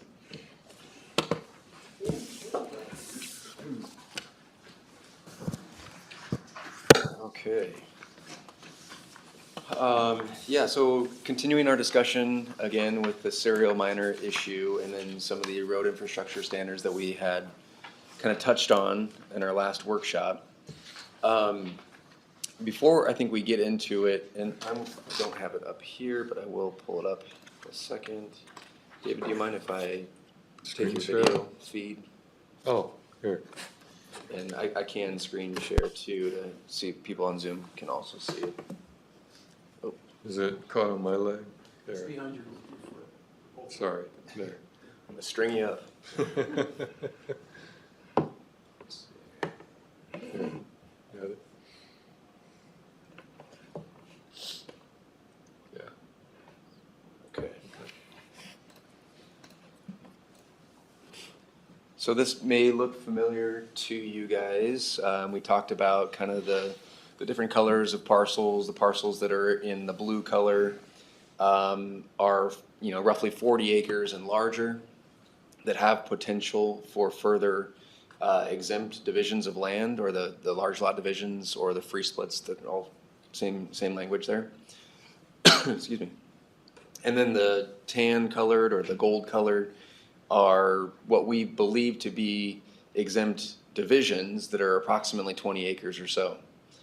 And then that kind of gives us an idea as to what potential there was out there for subsequent minor subdivisions, and then them masquerading, of course, as major subdivisions.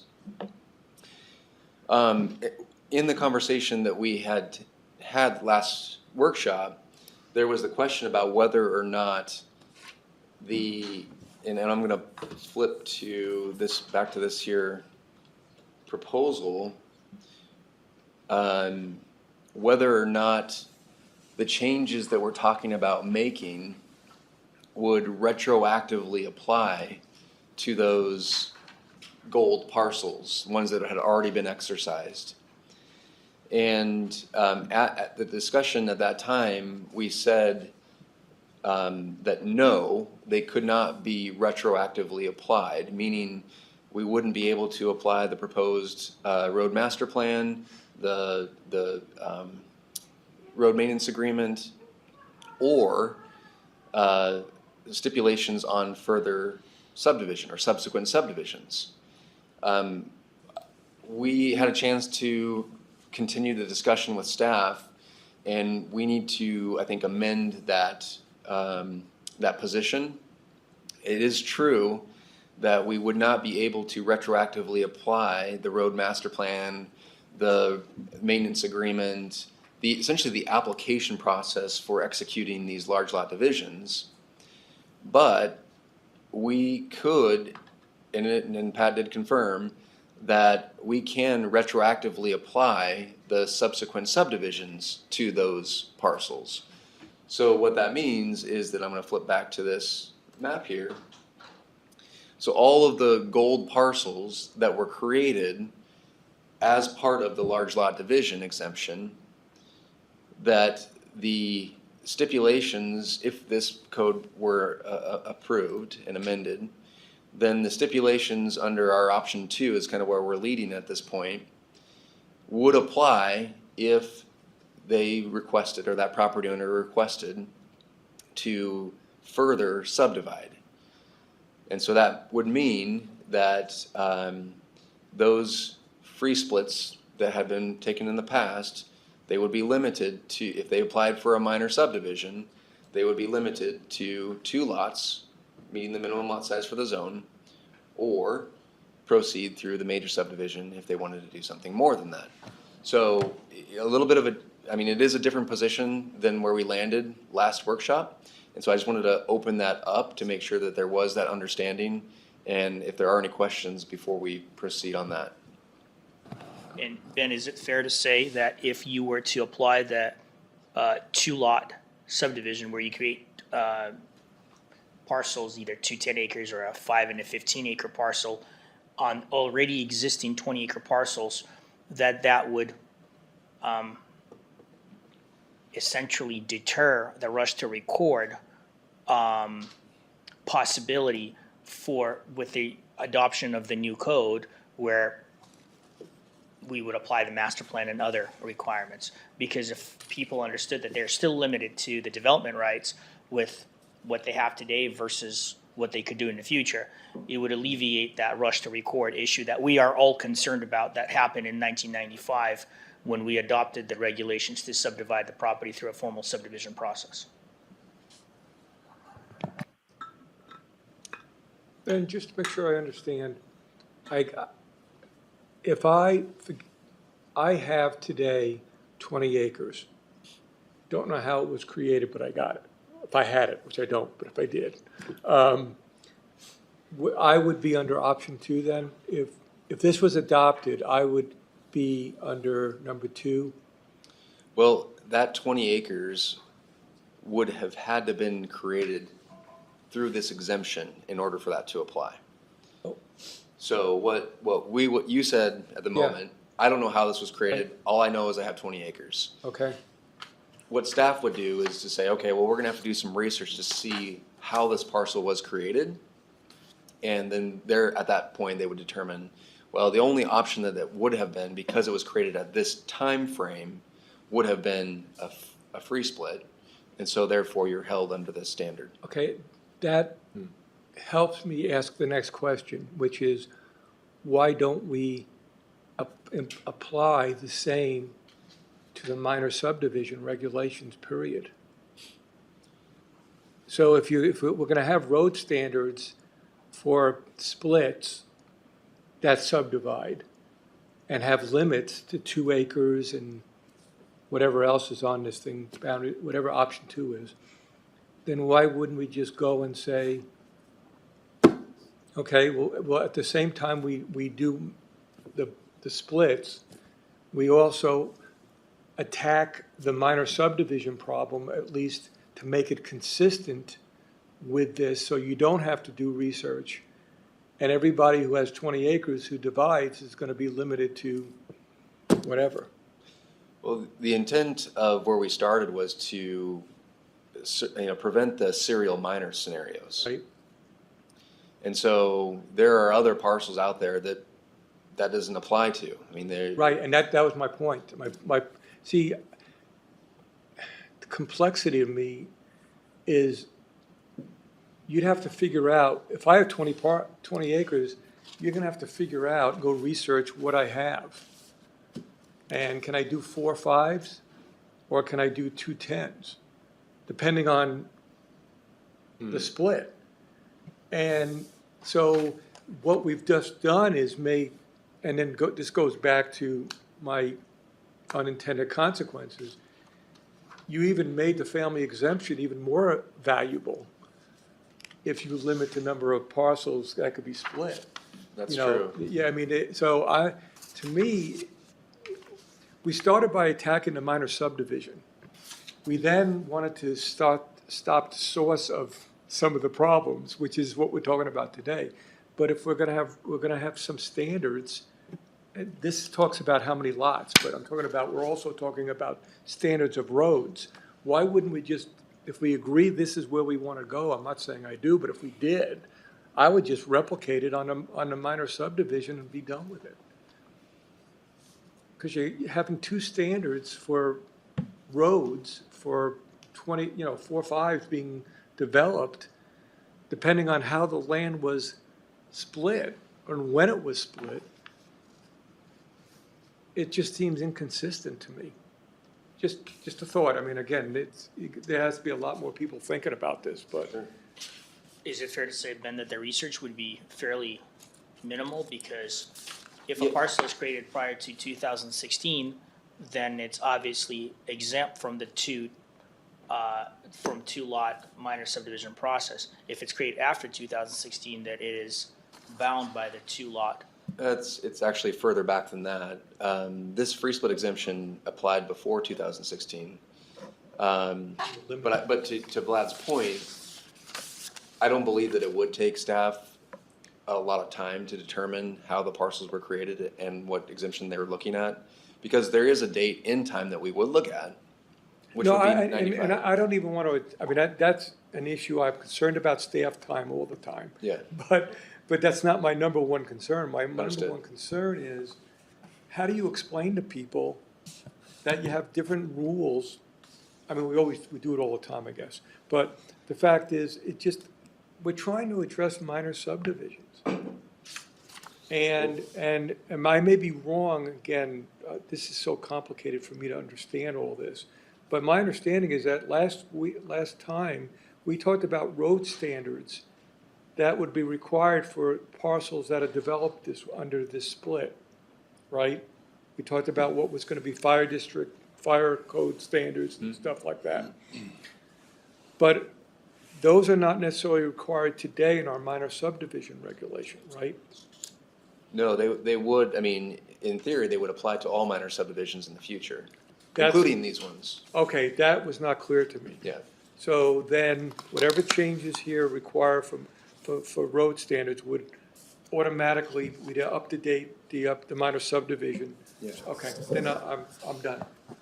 Well, yeah, I didn't, see, I thought it was like this and this. The distinction is based on a major and minor subdivision, not two minor subdivisions, one being a two-lot subdivision or a four-lot subdivision, Okay. depending if it came out of being created from an exempt division versus non-exempt. But it would be a difference, would it be a difference between could I do 4 lots if I was before this date, so you do research and find out that my parcel, my 20 acres are not part of the split, whatever year it was. So I could do 4 then. Well, actually, Or we would change the code of minor subdivision to be 2. well, just to clarify, David, I think we are inclined to change our code to be, to allow up to 5 lots to be accessed by a fire access common driveway so that our regulations are consistent with the fire code. Our code says common driveway 4 lots. Fire district says 5 lots. So I think we're gonna bring it up to that level. That's our intent. So to recap, what you're asking is there's not gonna be a distinction in terms of improvements for a 2-lot subdivision that's gonna be requested within the exempt division of land, or a 4-lot minor subdivision that's requested on a parcel that was not created through an exempt division of land. The only time that you would see the difference, or you would rise to the level of the road improvements, either their highway district standards or any other road standards that we're currently working on with this engineering group, is based on the major subdivision process. Right. So the major subdivision process would be the Right. trigger. Yeah, but it's still 4 and 2 difference. If I could have 2 more, the way you explained it, most are gonna have 2, okay? But there could be some that could allow 4 divisions of land. I don't know if it would be most, because again, this is only applying to parcels that were created through the free split Right. process. I guess So there are many, many other parcels that are still out there that were not created through the free split process. and I guess I'm saying is 2 is the number. If we agree that 2 is the number for any minor subdivision, not major, forget about the roads for a second. Why wouldn't 2 be for every, no matter when it was split, how it was split? Why would we just not be 2? That's where we were. That's the point of equity. What you're getting at is the equity. Yeah, that's where we were 6 months ago. Because, Okay, David, so remember, you were the one that asked months ago, you said, can we go back to the original question? What are we here for? Are we trying Yeah. to make a change across the board throughout the county, or are we trying to spearhead the problem? And the issue was that we were trying to spearhead the problem of serial minors. What Ben and staff thought about is if we strictly limit the ability to divide parcels that are created through an exemption process to 2 lots, we would not be penalizing the remaining community that have parcels that are maybe 20 acres in size but were not created through the exempt division of land. So we're trying to address the issue of serial minors. And the problem is if you have multiple parcels that are created through an exempt division of land, they could be one developer that created, like in your case earlier today, 6 20-acre parcels. Right. If you have an individual that owns 20-acre parcel that, like you said, you inherited, you purchased, it's very unlikely that you would own adjoining parcels to lead you to create multiple serial minor subdivisions. But we also said initially there were two reasons. One was the splits, which we're dealing with right now, and the other was the infrastructure and other types of things. And I thought the original proposal for the 2 acres, parcels were to try to fix that problem. So what are we saying now, that if we implemented this, whatever this is, for this type of approach, it would solve a big or a significant amount of our problems with back-to-back minor subdivisions going forward? Can Yes, we I back think so. up a minute? I have a question, because I don't think I understand it. Tell me what the option 2, the 2 lots. Mhm. What parcels, what's the defining test of what parcels those would apply to? So so there is currently an exemption in our subdivision regulations. It is large parcel divisions. And what that says is that if you have enough acreage for 20-acre divisions, then you can create as many as your acreage would allow. So that is what the current exemption says. What we're proposing, what has happened, and kind of the problem that has been identified, is that people have discovered is that when they have large parcels, to maximize their density, they can, instead of going through a major subdivision process and make infrastructure for major subdivisions and so on, that they can do these large parcel divisions, create the 20s, and then file for subsequent minor subdivisions on each of them. And so that was the problem that we were trying to address. So that's where this solution came up, saying, okay, well, it makes sense then with people that have larger parcels of land, for them, if they want to go through and maximize their density, then they should go through the right process to do so. Mm-hmm. They should build the infrastructure and so on. So what we, as an idea to essentially discourage people to do the serial minors or to encourage people to do the major subdivision process, that's where option 2 came in. The road infrastructure stuff that Commissioner Levine has pointed out is kind of a secondary thing to this whole to that conversation. That's going, like Vlad mentioned, the road infrastructure changes apply to not only, I mean, it applies to all minor subdivisions, not just these, but all minor subdivisions. So I don't know if that maybe helps with some additional background there. Well, if I understand right, then to stop the serial subdivision, what you're doing is saying if it's gone through the minor subdivision process, you can only split the 20 acres down to 2 parcels, right? If you have created those through the large parcel division process, which is the exemption, and you section it up into 20s, Right, and then now you have those 20s, Right. and you're saying, I want to further subdivide right, one of those 20s or whatever, right. then the idea, of course, here would be is that if you wanted to take one of those 20s and do a minor, then you would be limited to 2 lots.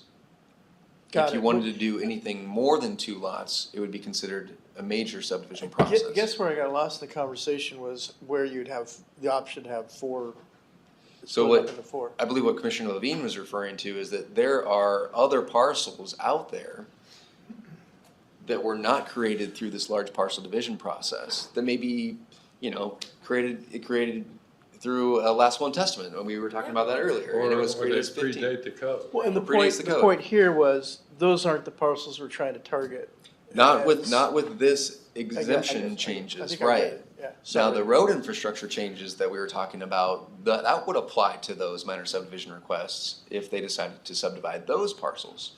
But this is just really limited to the large parcel divisions.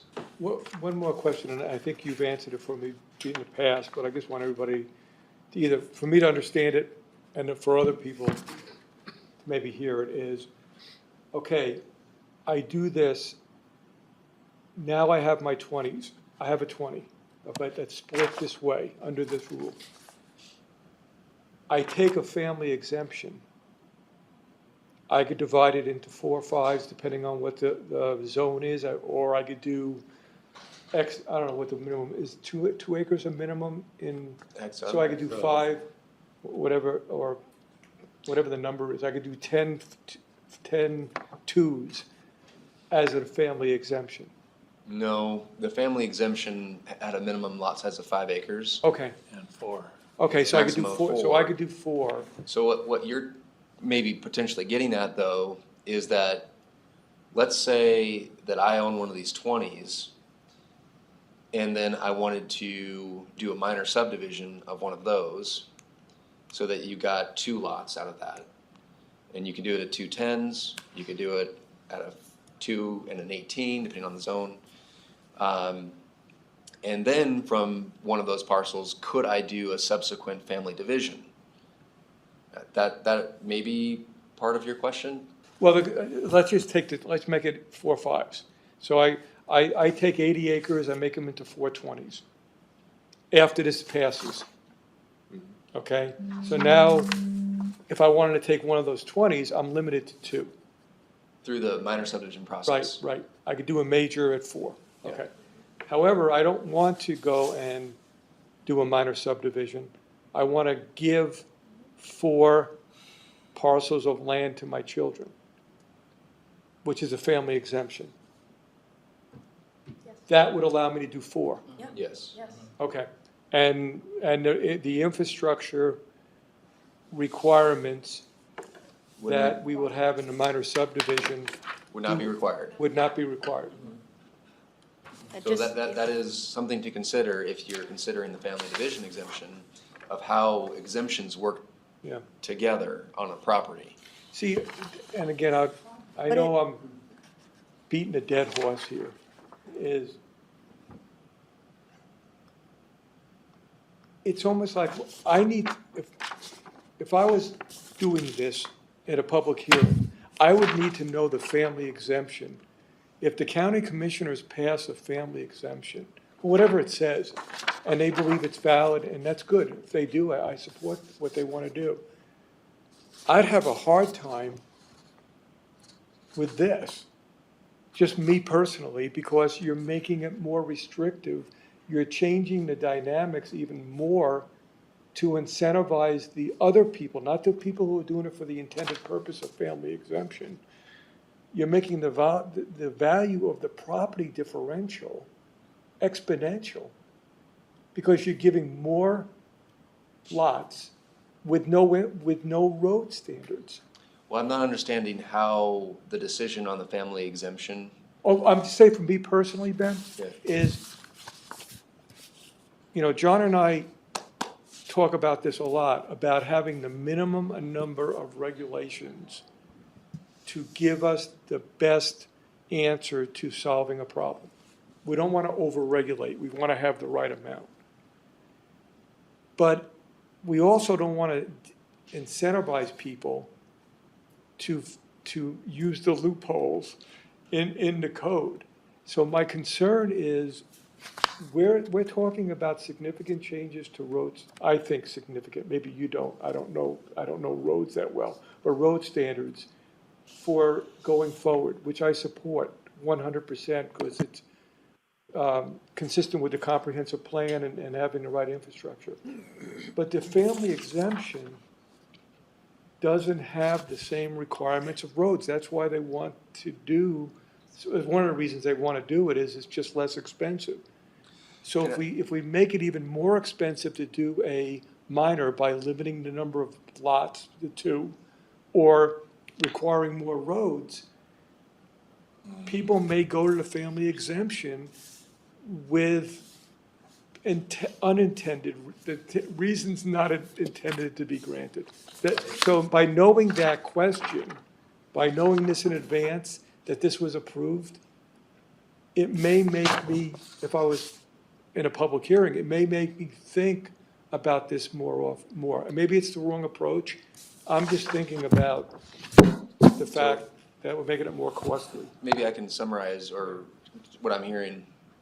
So it sounds like to me that you're saying it would be good to know where we're gonna land on this family exemption, because if the board is inclined to go the family exemption route, and we are considering amending this as well, then to Commissioner Lee's point earlier is that people are gonna go to their attorney and say, how can I exploit all the code, and what would you recommend I maximize my value here? And they're gonna say, do the family exemption. Right. So. You said it much better than I ever could have. Thank you for summarizing my Okay. thoughts.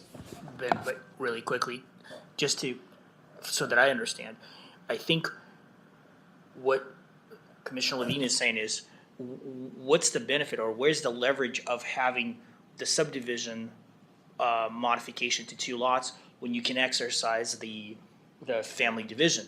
My argument, Commissioner Levine, would be you can only exercise the family division once. Once you exercise as a grantor, you never have that opportunity again, so you're stuck with the second option of 2-lot minor subdivision True. and an exempt division True. of land. So you can only wave the magic wand once. I understand that, but you know the value differential I want to give my kids money, okay? I can give them this. John's property is over here. He doesn't have any kids, and he's going to develop it as a minor, either a minor or a major, depending on how many lots you want to do. Let's say you do 2, okay? I'm over here. I'm going to do 4 and you're going to have to do road standards that are more expensive than my road standards. I got to wait some time before I could sell my property. I get it. But that's a good investment in my mind of the fact that how much would it cost for John to build roads? 40,000, 50,000, 20,000, whatever. That's the value differential of the land right there. And if I could do 4 versus 2, I get 4 properties versus 2. So I understand I only could do it once, but that's all I want to do. Because I'm trying to make money here. And I totally get it, and I'm not disapproving this. You know, from the beginning, I want to tighten up the minor subdivisions. If I was making a decision, maybe I shouldn't, or maybe I would. I would like to know in advance. That's all I'm saying, is when you're willing to know in December what we approve, and hopefully the county commissioners will do it early next year. So this is not ready for prime time anyway. No. So it's going to take a while, but that's just my thoughts, my parting thoughts, that type of thing to think about. It's very expensive to do this, and people who are. What you're highlighting is the compound problem you have when you have exemptions. You keep creating exemption after exemption, exceptions to the rule, and they get used together, and you're right, attorneys will use them. Well, and exemptions are intended for a purpose. Timber and agriculture exemptions are intended by the state to promote agriculture and timber. We think it's in our interest. Well, I agree with Rand. It's in our interest to have families stay together, take care of each other. I believe in that. But it's an exemption that doesn't require, what's the intended purpose? It's to have families stay together. Does it require families to stay together? It doesn't.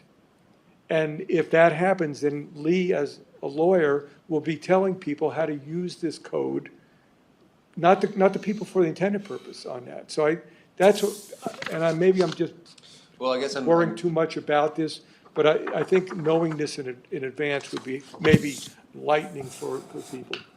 I guess kind of maybe playing both scenarios out for a moment. So if the board decides, yeah, we're for the family exemption process, and that goes through, is it still a good idea to address serial minors that are being created through this free split process and being masquerading as major subdivisions through the minor process. The answer is yes, you gotta deal with it. So you should still deal with it. Yes. If the board denies the family exemption, we're still at the same point, should serial minors be addressed? And The only difference is how much, again, I'm talking about me, I'm not talking about the rest of, everybody might have a different view. How much, I may have a different view on the severity, if you want to use that word, of some standards that would be implemented. Okay, so I may be if this is denied, I may be very supportive of having really tougher road standards and safety standards and other things. If it's approved, I may have a desire to have a less restrictive road requirements.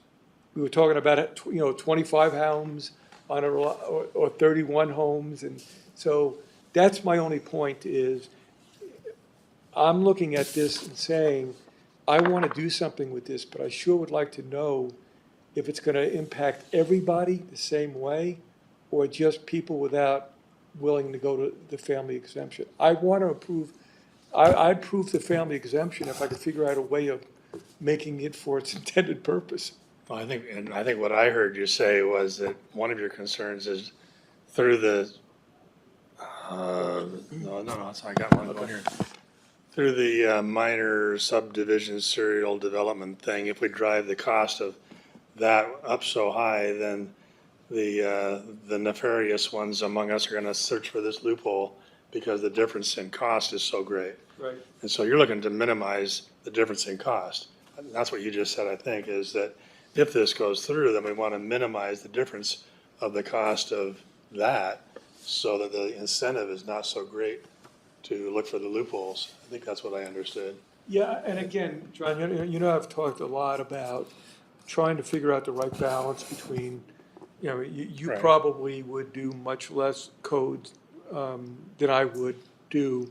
But I think that's exactly right, is we got to address the issue, but we also have other issues, and I'm just trying, as I look at this, because this is, a family exemption is, it's a hard one because if the intent is the right intent, and if Rand is right, it only will be used for the intended purpose, then that's great, But Lee has a point about what may happen.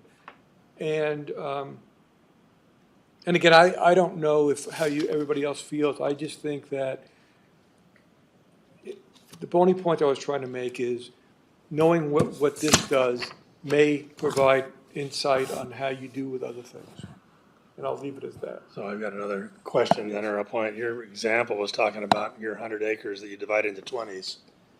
And then you're limited to two parcels on, after that, is that right? For Unless- a minor subdivision. Unless he wants to take advantage of the family exemption loophole. Does this 2A pertain to that in any way? The parcel to be divided has not previously been divided for purposes of a gift or sale? Oh, you're back on the, sorry. Do you- On the family- That was my family original division. question back then, John. If I have 80 and I have 4 kids, I give each kid 20. And then those kids can, if they have 4 kids, can divide that land into 4s. But they cannot. Well, yeah, I mean, what this is saying is that, the parcel to be divided has not been previously divided for purposes of a gift or sale pursuant to this subsection by the prior owner. Meaning you can't regift divisions. I'm not regifting, No, he's well, answering but see, I asked the question earlier in the meeting, and you said, yes, it would be, that I would you can get 16 parcels out of that. Okay, let's look at that again. So you have I have 4 kids. yep, I got 80 acres. okay. I divide, I take the family exemption or whatever. Large lot, well, the Yeah, large lot, thank you, Grade 20s, to create 20s. Okay. Now, your children practice the family division on each of them. right, That's a yes, they could. So what would be necessary for that scenario is you convey the 20 acres to your child. Right. Because you, if I you only owned all have one, 20, right. all 4 of those 20s, Right. you could not do 16 yourself because you as the property owner No, are I only understand allowed to that. have It's, 4. it's the way you explained it. But the end result is you get to 16. Yeah, you can get 16, which can become a serial minor subdivision, or in some X number of years later. Because Yeah, they'd and- have to hold the land for Kids would have to be 18, and they have to hold the land for 3 or 5. I never get those two. But the important part about it is they don't have to put in 5, 'cause you can't- infrastructure. Yeah. The important part is they don't have to put in infrastructure. That's the difference, that's the huge. They'd have to have a road plan, but you're right. Well, Yeah. but they wouldn't have to, if, They would, right. they don't have to have, they can get around they the have a infrastructure. I mean, I think this is a valid point and something to consider in the family exemption division. In your hearing. In your hearing, I mean, this is a great things to think of when you have that before you, yeah. Right. I will say, I think most of the subdivisions I process don't go to a family member. So this problem's still gonna exist. Most of mine that I have processed, I don't go to a family Yeah, member. I actually have a scenario of 8, 20 created through a large lot exemption, all sold, separate owners, and they're all doing the serial minor. I have 8 minors back to back together. And they're not related. Yeah, and that's, we don't have a family So- exemption today. Or- See, that's. I don't know if they would have, Yeah, they probably, yeah, they probably yeah. wouldn't have. I mean, Yeah. again, it, but you're right. yeah. Mhm. Can you do something like on this thing here, the large lot division? Can you put something in there that says family exemption doesn't apply? Yeah, we could do that. Yeah, I think so. You can, so you could restrict where exemptions apply to what parts of the code? You'd have language, you have to picture exemption, that Yeah. you can't use both, you have to use Okay. one or the other, you could do that, in both statutes. Yeah, so you can do that? Yeah. Okay, Yeah. that may solve some problem. Maybe we could name, maybe we could just name the families. Yeah, Malloy? James? Just kidding. So where are we at on the solution to the serial subdivision? Well, where we're at least my head around that. from my understanding, is that the planning commission is in favor of pursuing option 2. At least that's kind of what I understand, that staff can begin working on some code language, at least for discussion purposes on that. So that's where I believe we are. See, what I continue to raise and would favor is additional language that Pat drafts that addresses the heart of the problem, where an entity splits up into the 20 acres. I'll give you a specific example. Each one of these that you see, each one of those, this whole parcel was owned by one owner. Right. The one owner sold it to, or the one owner, I should say, the one owner split it up into 20s. And then created LLCs for each of these 20s. Roaring Camp LLC, Waterfall LLC, all of that, all controlled by the same owner. And then each of those LLCs immediately applied for minor subdivision status to split them up into 5-acre parcels. So you're taking this, what is it, 180 acres, what it was, 280 acres, whatever it was.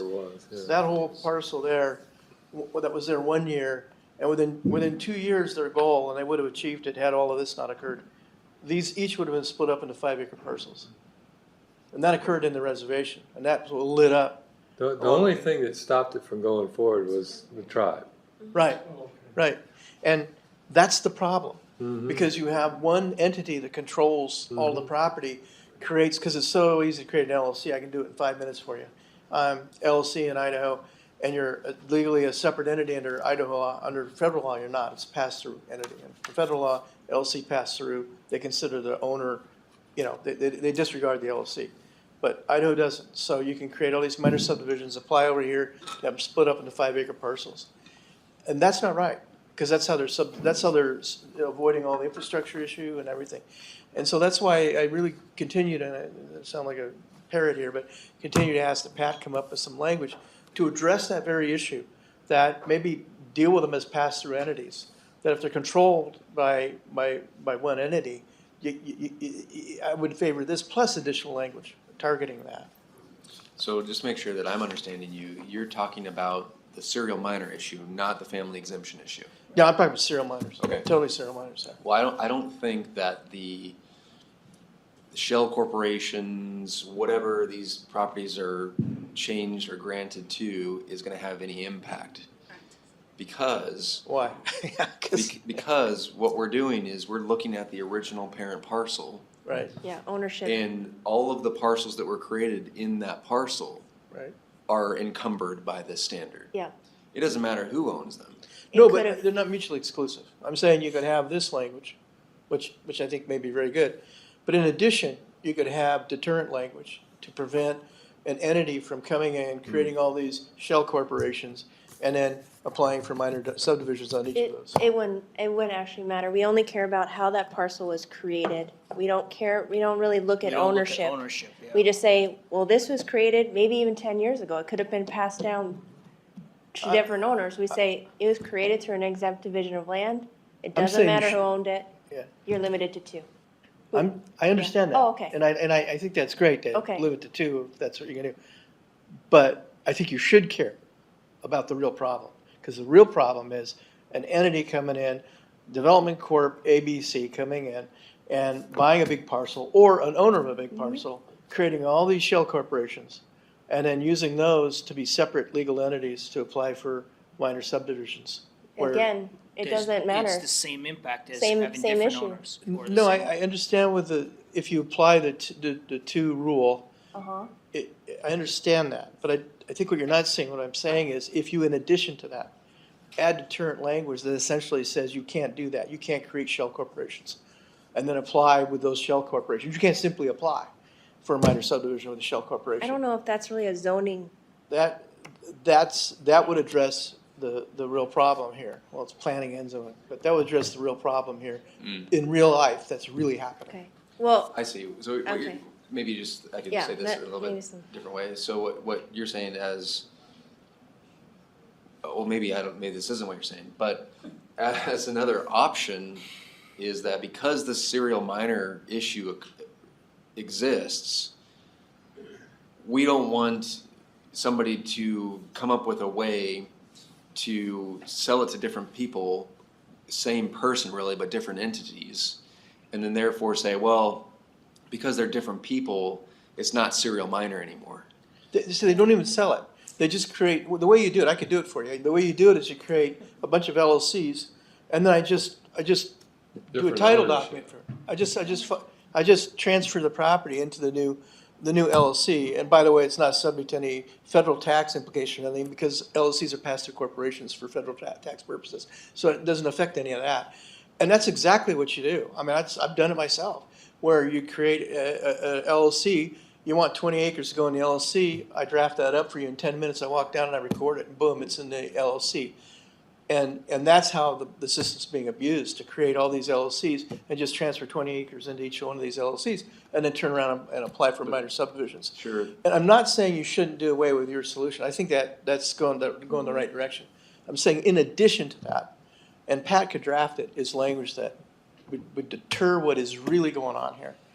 Is that a different problem that we're trying to solve? I'm not sure. I don't know how Are you that's. trying to find out, Lee, if all the parcels are really owned by one person? Yeah, it's the core problem. And if you don't Okay. Oh, I don't get see this, I that. think we're missing the core problem. Mhm. The core problem, again, is I own 200 acres. Leander James, I own 200 acres.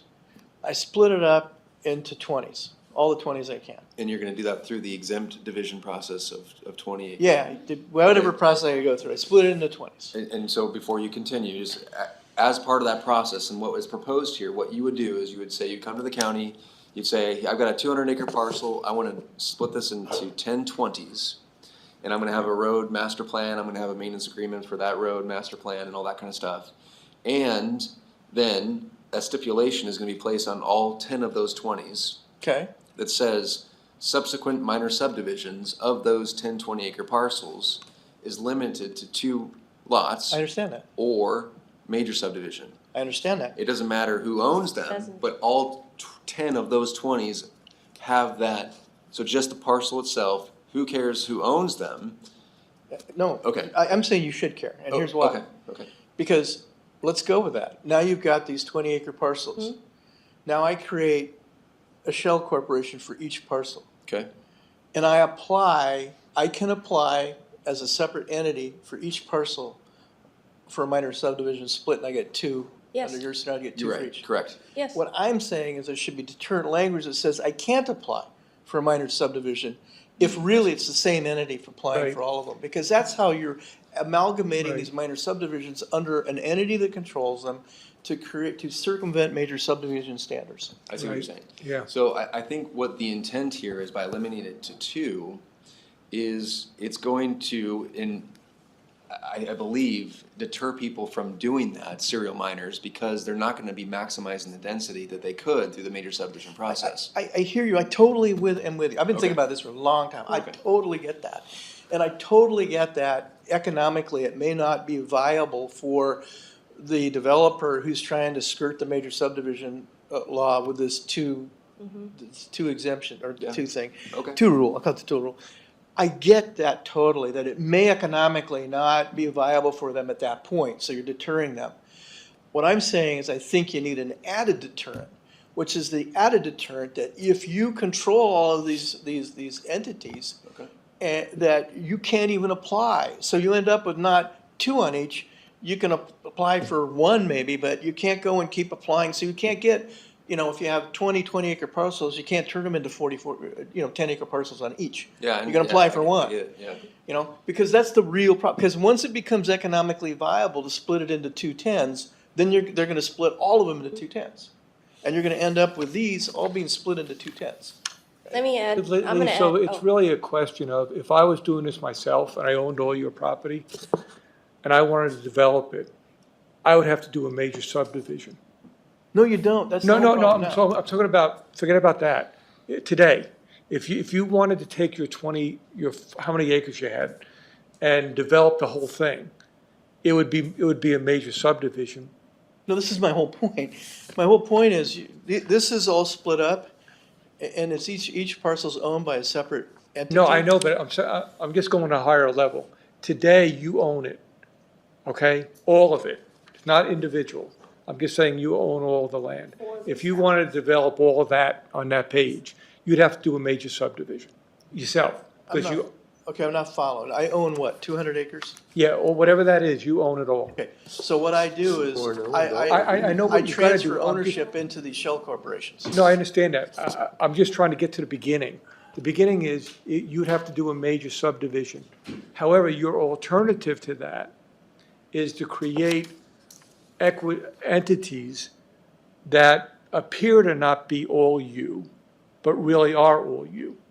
Well, under the law, they can appear or not. It's just legally, Right. if they're a separate LLC, and everybody in the world knows I control them, I can do this. So you want to put the code that would say that we would have to evaluate? Properties that are under, that may be under different LLCs, but are under the same entity that controls those two Who's going to LLCs. evaluate that? That's why I raised the federal tax issue, because under federal tax law, your LLC is a disregarded company. Because the federal government knows really it's one entity or one person that's I don't controlling know all how of you them. do it. There's no reason why you couldn't do that kind of thing here and say, well, if you disregard the entity for the purpose of this analysis, same kind of thing. You could use language like that. Here, I'm just gonna add just something from my own experience. Instead of your shell corporation scenario, today, they could just be under one person. That They each actually own- was this case. one individual Milhorn owns all applied of for all those. of these by himself. And he could. That's right. Then that individual on his own could apply for different minors on each of those, which Right. they No, did. there were separate LLCs on those. Well, it doesn't, like I'm Well, saying, I beg to differ. When this first came in, my memory is every one of these was still under Milhorn. All I'm responding to is the letters we got in the mail were from separate LLCs, Snow White LLC, such LLC, such. I am LLC. gonna add just to my own experience on, But it was irrelevant. Yeah, Because it's- we knew Milhorn owned it. It didn't matter that he put it under LLCs or not. He still had the right to go forward. yep, then under that- today's regulations. Then that's a real problem. Yes, Well, I mean, but that's why we're having this conversation. But I think what you're saying is yeah. that not only should we Yeah. continue with this, but as an But added. also be thinking But about. also No, I'm think just about- saying as an added deterrent to. I don't disagree. The hard nut here is that Pat's been working on this for 3 years, and we haven't figured out how to do that. Let me and Pat work on it. I'll help Yeah. out. well, I Okay. just want to add 'Cause just a little something. The Yeah. disregarded entity concept, I mean, it's applied all the time in federal tax law. Okay. I'm just gonna say my experience in dealing with different entities. So I have I have 7 minor subdivisions, so I had 8 20-acre exemptions.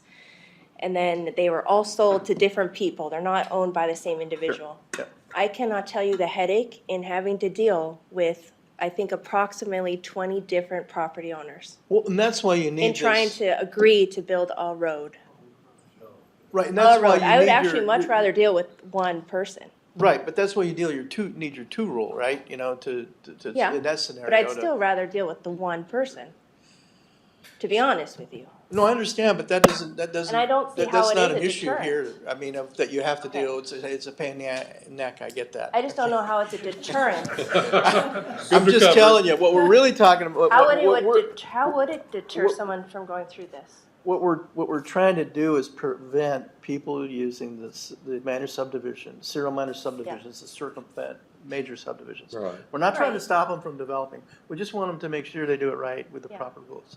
Right. And what I'm suggesting is in addition to your 2 rule, to have deterrent language, and I can work with Pat on it, Okay. that would deter this misuse. Now, I usually see it in the context of separate LLCs, and they did split this up into separate LLCs, so I'd have to go back and look at what you're talking about.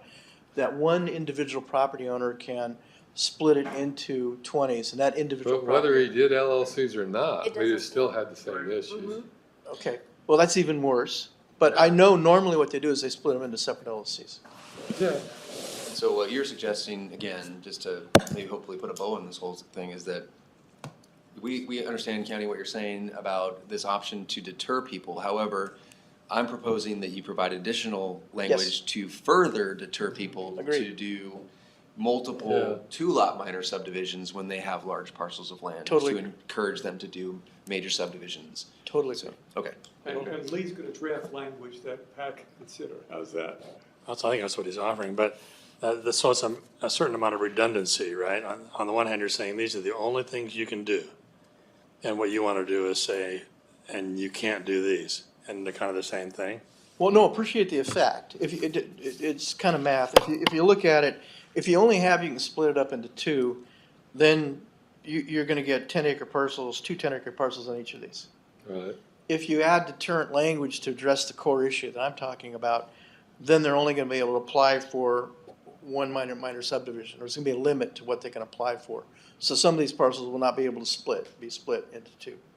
Yeah. That's what I'm talking about. Without going What if to a they're major not- subdivision. Without going to major subdivision, yeah, I mean, they can always do it, and I appreciate the philosophical differences there, but I think what you have to ask yourself, philosophically, do I just want to do away with subdivision laws, or really erode them?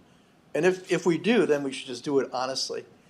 But, because I think the minor subdivision whole loophole has been sort of frankly, the way it's used, I think it's been it wasn't intended this way when drafted, but it's been dishonestly used to circumvent the major subdivision. And if we really don't like the major subdivision rules, then let's erode them. Let's do away with them. Let's cut them in half. I mean, if that's really where we want to go. I don't think we do, but if I'm in the minority, that's where we want to go. I then do it. don't know that there's any push to do away with major subdivisions. Yeah, so, no, but it would be a material difference. Thanks. Well, I have a- actually, there is- I like the way you think, yeah. I have No, to be honest, yeah. I have a question, if you don't mind. When you're looking at that second Say again? layer, when you're looking at that second layer of not allowing the same entity or multiple LLCs that are under the same Controlling interest. controlling agent, I call them a control group or whatever. yeah. okay. Would you apply, I guess I understand what you're saying, but would you apply that same rule? It seems like you want to minimize adjacent abutting parcels from being subdivided, creating serial minors.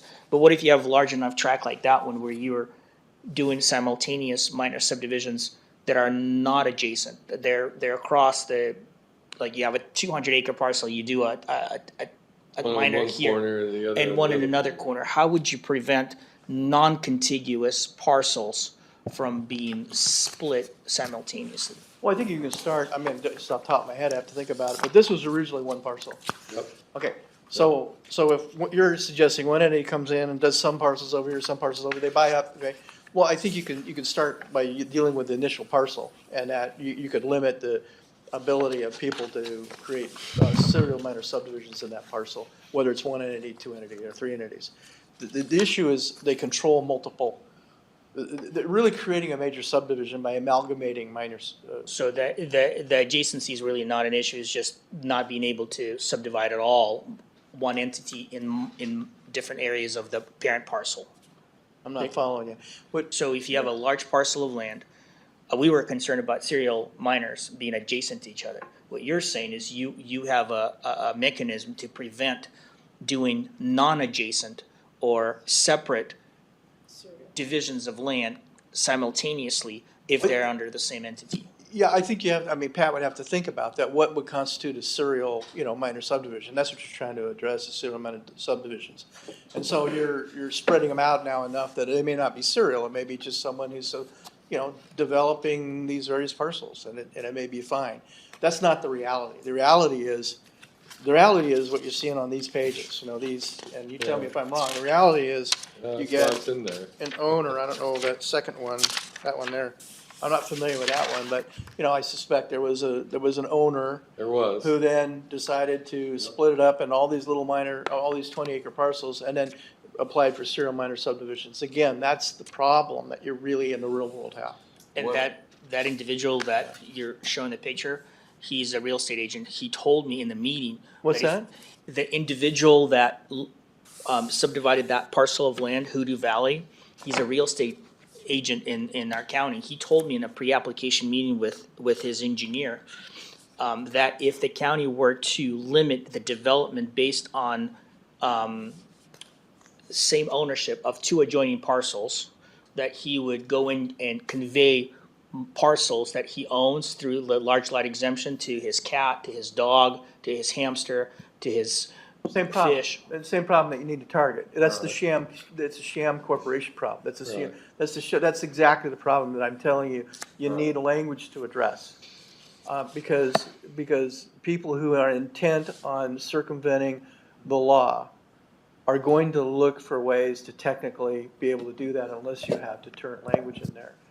And I contend, and I'll tell you right now, and I've done the analysis, at least for my satisfaction, that the use of the minor subdivisions right now to circumvent the major subdivision is against the law. I think it's actionable. I think you can stop them from doing it legally, because in substance, they're creating a major subdivision without complying with the subdivision laws. And in these exact examples, and I detailed it in some of my writings, but I think it's actionable. Well, then maybe that's the route we ought to go. Well, that goes back to enforcement, and you're not gonna get enforcement. You're just not gonna get it. The only enforcement agency that has had the strength to do that is the tribe. That's the only one right now. I want to go back and make sure that I'm focused. The whole issue here, when we talk about serial infrastructure, or serial miners, is roads, right? No, not from my perspective. No, that's my point. That's the point I'm trying to make. What is the issue? Is it roads or is it something else? It's not complying with the major subdivision rules, whatever they may be. And we're Those trying roads to, are a part we're of trying to resolve it by addressing major issue, roads. Yeah, Is it roads or is it more But than there's that? also, It's there's also more, the but public roads are hearing part. process, compatibility analysis. When you have a major subdivision application, you're bound to have a public hearing. You have the likelihood of more public involvement than just notification through a minor subdivision where you notify them of this 4-lot or 3-lot minor subdivision. In a public hearing, the likelihood of a plat being turned down is greater because it creates more of a formal review in a public setting, and the individual more likely is to be denied. because the decision is not made by the director, it's made by the recommendation is made by the hearing examiner and finally by the board. So when we meet with individuals for pre-application meetings for a minor versus a major subdivision, they will always steer into a minor subdivision process because they're less likely to be denied. Well, and here's a real life example, and this goes to your concern and my concern for private property rights. When this was created, when these serial minor subdivisions were created, no notice was given to the community around here, the neighbors, except for ones that they absolutely had to, like me, that were right next to it. And so we get little cards in the mail that says, you know, Snow White LLC, and this is what I got. Right. Snow White LLC is applying for a minor subdivision. And I got like 15, I don't know how many there Yeah. were. I just got a flood of them in the mail, Right. you know? And none of my neighbors knew, I'm just telling the truth what happened. None of my neighbors knew. And when they found out, and some of them found out, it just spread like wildfire. And they got really upset because there was not going to be a public hearing. They weren't going to have a right to be heard. Their property rights are going to be affected. They're living in an area where property rights are frankly driven higher because it's rural and it's really pretty. And they were terrified they were going to have all these 5-acre parcels with junk dealers, as they say, coming in with all of their trucks and stuff, you know, that are half, you know, broken down in the yard, which tends to be what you get if you know, not to pick on Athol, but go up to Athol and look at it. Okay, I'm being candid, and my neighbors are really up in arms, and frankly, that's how I got looped into this for somehow, because they all came to me like, holy heck, what's going on here? I mean, and we had other problems, property right violations, where they're running roads over other people's property, all kinds of stuff going on here. Because let me take that example. One incident here where the developer here put a road over the neighbor's property because it happened to be on the other side of, I think, the Binion Road, one of the roads there. And so the neighbor was like, what do I do now? They just ran a road across my property. And they didn't even know what they were doing with this subdivision here. If you have the major process, it's orderly, everybody has a right to be heard, everybody has a voice. So that's another reason why it's not just road structure. It really is respect of the other property rights around the area. And that was a major issue on this one, I know. The process for a major subdivision is considerably more involved and lengthy than a minor. However, David, the original proposal 3 or 4 months ago, 5 months ago, whenever it was, your team worked on making that process streamlined. For final And giving you authority. Yeah. So again, that proposal, the reason we went to 2 was to move more to the major. However, to minimize the cost and the time constraints, your team worked on streamlining the process. Yeah. Yes. So, I think it's obvious, Madeline, we need another meeting on this. And I think Lee's points need to be vetted in a way that we understand we understand now what he's trying to get to. And then when Pat's here, we could try to draft the language. But, to John's point, it is infrastructure, but what we originally started this way back when, John, you were off the board at that time, was we want the people to use the right code for the right development. And I'll That's just, simply all we want. Now I'll you add can- one more. Yeah. Sorry, I don't mean to interrupt, that's fine. but just staff time, if you're thinking tax dollars, me working on 8 minor subdivisions. Yeah. Whereas Lad just did one major, Yeah, already did the public hearing, it's already approved, it's Yeah, the On its 8 way. minors have turned out to be a lot My more minors- oh, time-consuming. I agree. multiply that by 7. And that's why we want people to use the right thing. And how you get there is the problem. Right, but the hang up there is the road, you said, and trying to agree on a road? Yeah, So it comes it's, back to roads again. it's always coming back to Maybe there's roads. another angle to attack the roads, I don't know. I mean, there's no highway Well, districts here. I know, There are no- but that's what happened in 16. The highway districts are the ones that came forward. Again, infrastructure is part of the comprehensive plan to have the right support. And I have no idea what other things are besides the public hearings and all that. But the plan is to just try to get people to use people need to use the right code. If they're doing a major, I mean, you could, theoretically, we could just have one code.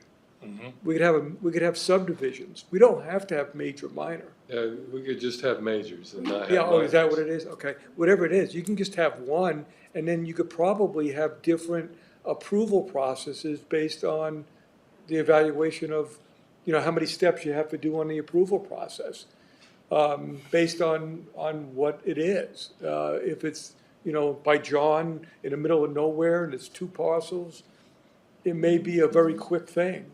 If it's Lee's example, it may be much more involved. Yeah, it just felt to me like we were morphing, like we should be, the idea is roads and infrastructure. Now, I guess, the process. But felt like we were morphing from the concern for roads to a concern for the number of parcels that can be developed. My concern has always been the abuse of using the minor subdivision process to circumvent complying with all major subdivision requirements, roads, right to be heard process for the neighbors to have an opportunity to be heard. I mean, we're really not that far apart. I mean, I'm worried about what really generated the major concern in my situation was the outcry from the neighbors who weren't given a right to be heard and didn't have an opportunity to have it publicly vetted so that they would have a legal standing to say anything. Because they weren't within, I don't know what it is, you're within a certain 500 distance or 300 feet. yeah, 300 feet. There's they weren't close enough, right? And it not only affects roads, by the way, and particularly in that part. So I just attest to that because I know it. The trash and the effluent problem you have, because out with us we have it's clay soil, and you have to use these dome septic systems, and it is bad. I have one myself. And I'll tell you what, the grass is quite green down the hill from that because it doesn't leach in. It just runs downhill. And it runs into the creek there. I can't remember the name of it. There's a creek right there that runs through that property, and it goes straight into Sunup Bay. And so you have this effluent problem of all of these systems that are going to be dumping in there. And if you drop it down to 5-acre parcels, I can tell you, holy heck, it's going to stink to high heaven, particularly in the dead of winter when things freeze up and your effluent just starts piling up and flowing out. That's a huge problem, and that's one of the tribe's real worries, and it's legitimate. And it's a legitimate worry of the people who live around it. And see, all of that is circumvented by doing these minor subdivisions. Yeah. And maybe it's good I'm here just to give you the insight on the ground, what you actually see, sort of reality. There's other problems when they were doing the miners there. They're running gravel trucks and everything in when they shouldn't have been. The roads were shut down, and they were breaking the roads up. On the Worley Highway District. These guys I know, I help them out. They were pulling their hair out because and I have pictures of it where they're running these big trucks down, breaking up the road because Sunup Bay Road doesn't have a very good base on it. It wasn't meant to carry this, and because they didn't have to go through the major process or any of that. It was all just overlooked, and they just kept running stuff down. So and I could go on. There's a number of other problems practical problems that came from their ability to circumvent major subdivision that hurt other people's property rights. So, sorry to go on, but am I wrong? And take this up at another time. Don't be sorry, it's part of the why we have these meetings. Yeah. So we have a hearing coming up December 14. Can we get another meeting and another workshop in this month? Do you want to go first part of December? What's available? 30th or the 7th. What day? The 30th or the 7th. Since next week's Thanksgiving.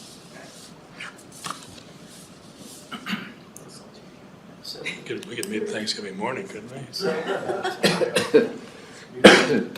I'm free on both days, 30th or the 7th. Okay, so we have to be out of town on the 7th, so how about the 30th? Yeah, I'm available 30th and the 7th.